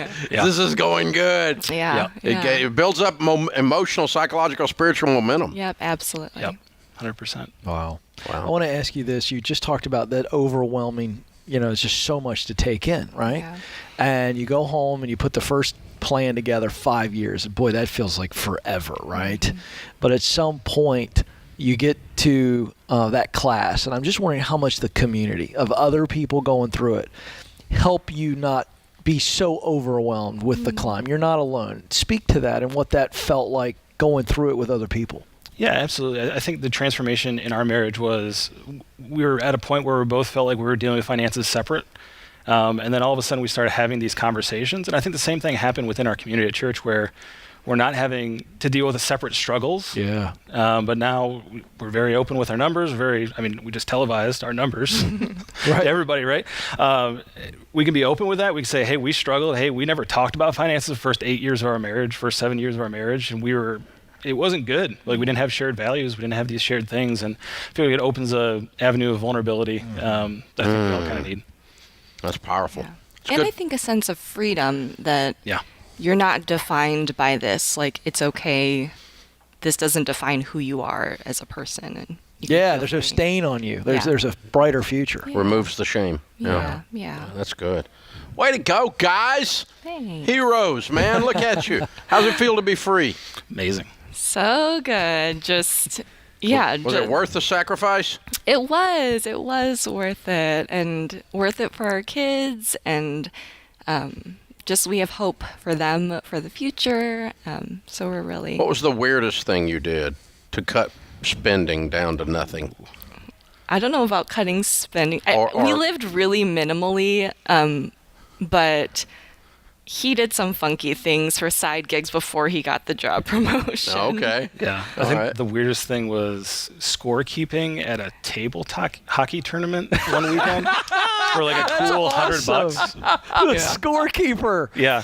Craigslist, man. No, not just scorekeeper. Tabletop hockey. Yes. Yeah, that is very This intense. is like on your resume right here, man. Yeah. I love it. That's fun. Lots of little well things. done. Yeah. Score. Ding, ding. I love it. Yeah.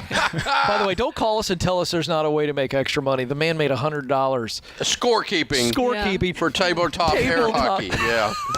This is awesome. I love you guys. Yeah. You're my kind of folk. I like that. Well done. Hey, we got a copy of The Legacy Journey for you. That's the copy. That's the next chapter in your story. Moving on to Baby Step Millionaires. You're on your way without a doubt. And congratulations. We're very, very proud of you. Also, a copy of Total Money Makeover for you to give away to somebody, get them started. Like that audio book got you hooked, and then you end up in Financial Peace University, and now you end up here $93,000 lighter. All right, it's Evan and Liz, Detroit, Michigan area, $93,000 paid off in 27 months, making 80 to 130. Count it down. Let's hear a debt-free scream. 3, 2, 1. We're debt-free!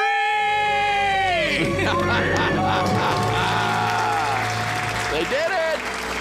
Yes. Love it.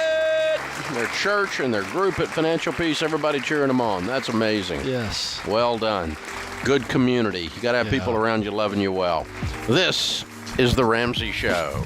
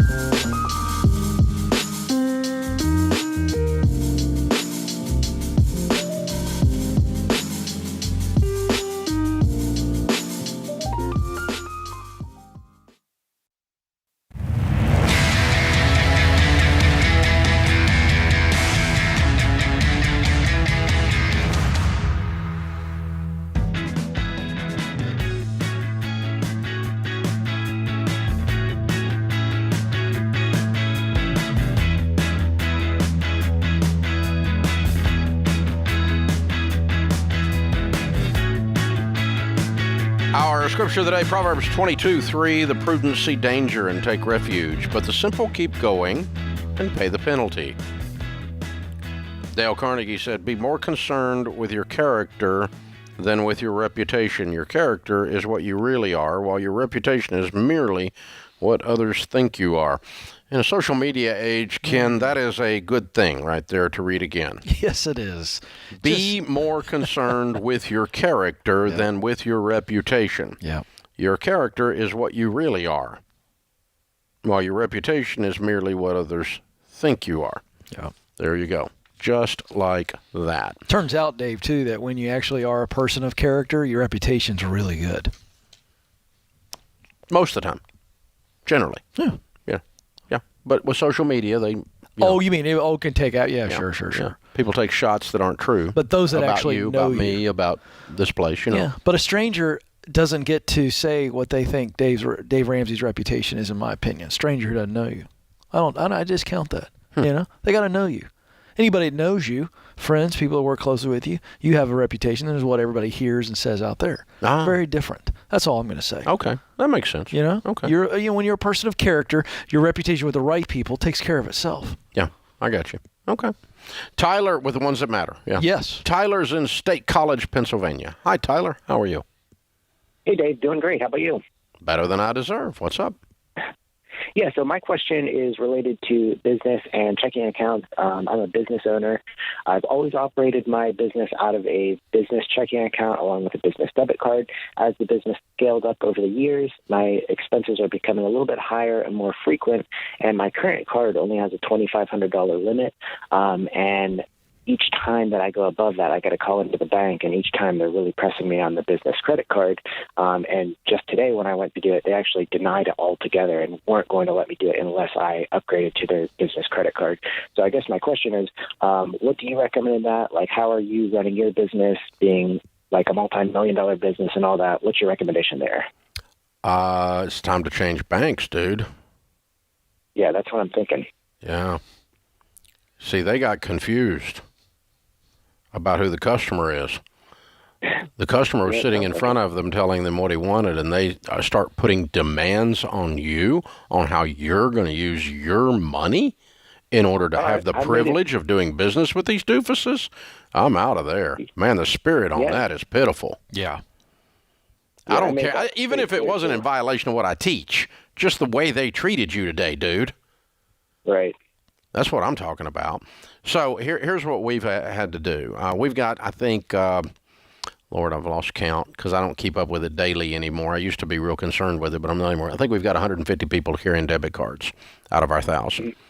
And a whole bunch of others that have access to the numbers in order to do orders with, around here for business purposes. So, we've got a bunch of them. I obviously have a business debit card on this place, and the revenues here north of $300 million a year. So I have low tolerance for trying to use that card and it not buying whatever the flip I want it to buy. Okay. Yeah. I mean, so we've had discussions with the business banking unit here and said, look, my card, you can put $10,000, $20,000 limit on it. The number of times I'm going to buy a car on a card is zero anyway. So I don't really have anything. I don't buy stuff like that all the time. But I also don't want to not have access to money when I've got millions of dollars in your bank. That will piss me off because of your little debit card rules. But so we've had on my personal debit card from the business, had them give us special dispensation.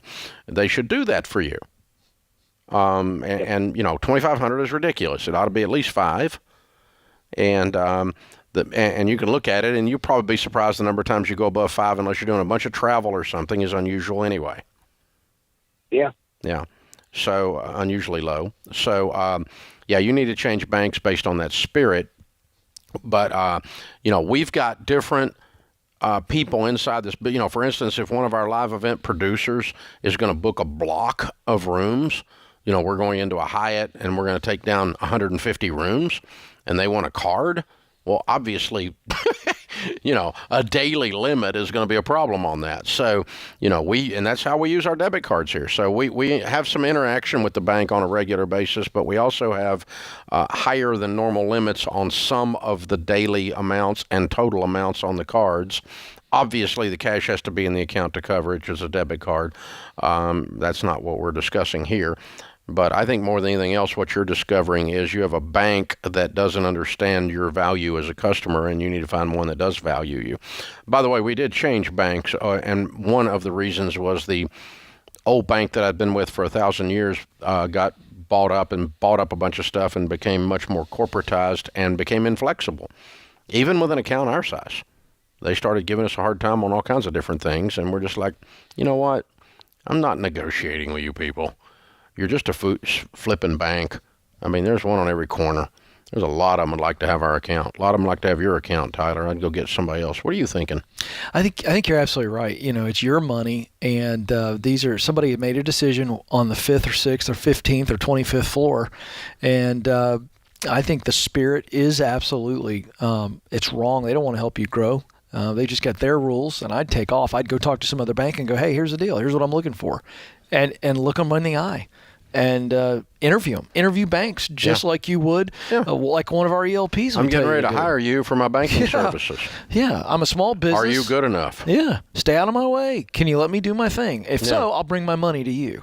What's happening is this. That guy's dealing with a branch manager who's got pressure on him to meet the quota that he has to move a certain number of credit cards, a certain number of business credit cards a month, and he's got people breathing down his neck. He's got a quota like he's selling encyclopedias door to door. That's exactly right. And these bankers have been reduced to used car salesmen. Yeah, used car salesmen are much better people. And so, sorry about that, used car guys. You guys are excellent compared. But, I mean, they've been reduced to salespeople that have quotas. Yep. I mean, if you work in Victoria's Secret and you don't sell a lot of small underwear, that's not what they gauge you on. You can sell no small underwear and work at Victoria's Secret as long as you sell their credit card, because that's what they want. They want you charging small underwear. Okay, I didn't know where we were going with this. I was waiting to see where this. I'm just telling you, this is. It is. It's all Victoria's about the credit Secret. card. They are in the credit card business. There just happens to be a thong involved. Retailers. I mean, it's just there's just nothing there. Yeah. It's the same thing with most of these companies. Yeah. You go in a department store. Why do you think they're pushing the card on you? They make more money on that than they do the stinking merchandise that's just sitting on their shelves. It's become that credit card game. And that's what these guys are doing, this stupid bank here. Yeah. This bank deserves a good firing. I like it. You're fired. Yeah. Plenty of banks, by the way. I tell you what, I would go interview the smaller banks. What do you want to bet? It's Bank of America. I'll just bet you. Oh. I should have asked him. Yeah. I'll bet you it's Bank of America. That's the way they act. It's a big bank or bigger. Yeah. It's not a small local bank. Small local bank would actually care what you think. Yep. And that's what you need to go with, by the way. Get you a good regional bank or small local bank. That's what I think too. We moved to a local. That's what we did, and they can handle us. I mean, we got a lot of money over there, but they can handle it. So it's not like we're like Jed Clampett and Mr. Drysdale or something, but y'all don't even know who that is out there. Do. You poor people in America. Sadly, I do. Your television deficit. You don't know about the Beverly Hillbillies. I feel so happy right now that you just said Mr. Drysdale. Kelly's feeling the same thing. We're the same age. We're not going to say the age so Kelly doesn't hit me after the show's over.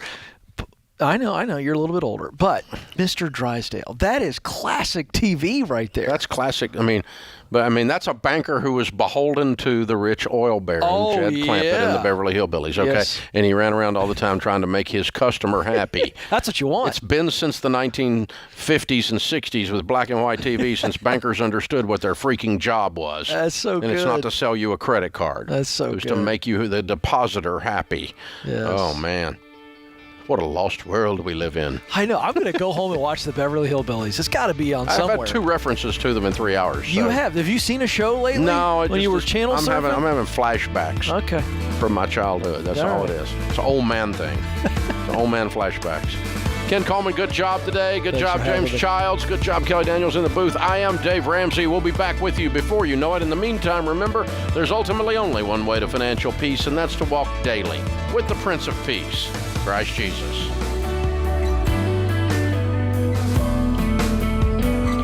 Hey, it's Kelly, associate producer and phone screener for The Ramsey Show. If you would like to do your debt-free scream live on the show, make sure you visit theramseyshow.com and register. We would love for you to come to Nashville and tell Dave your story.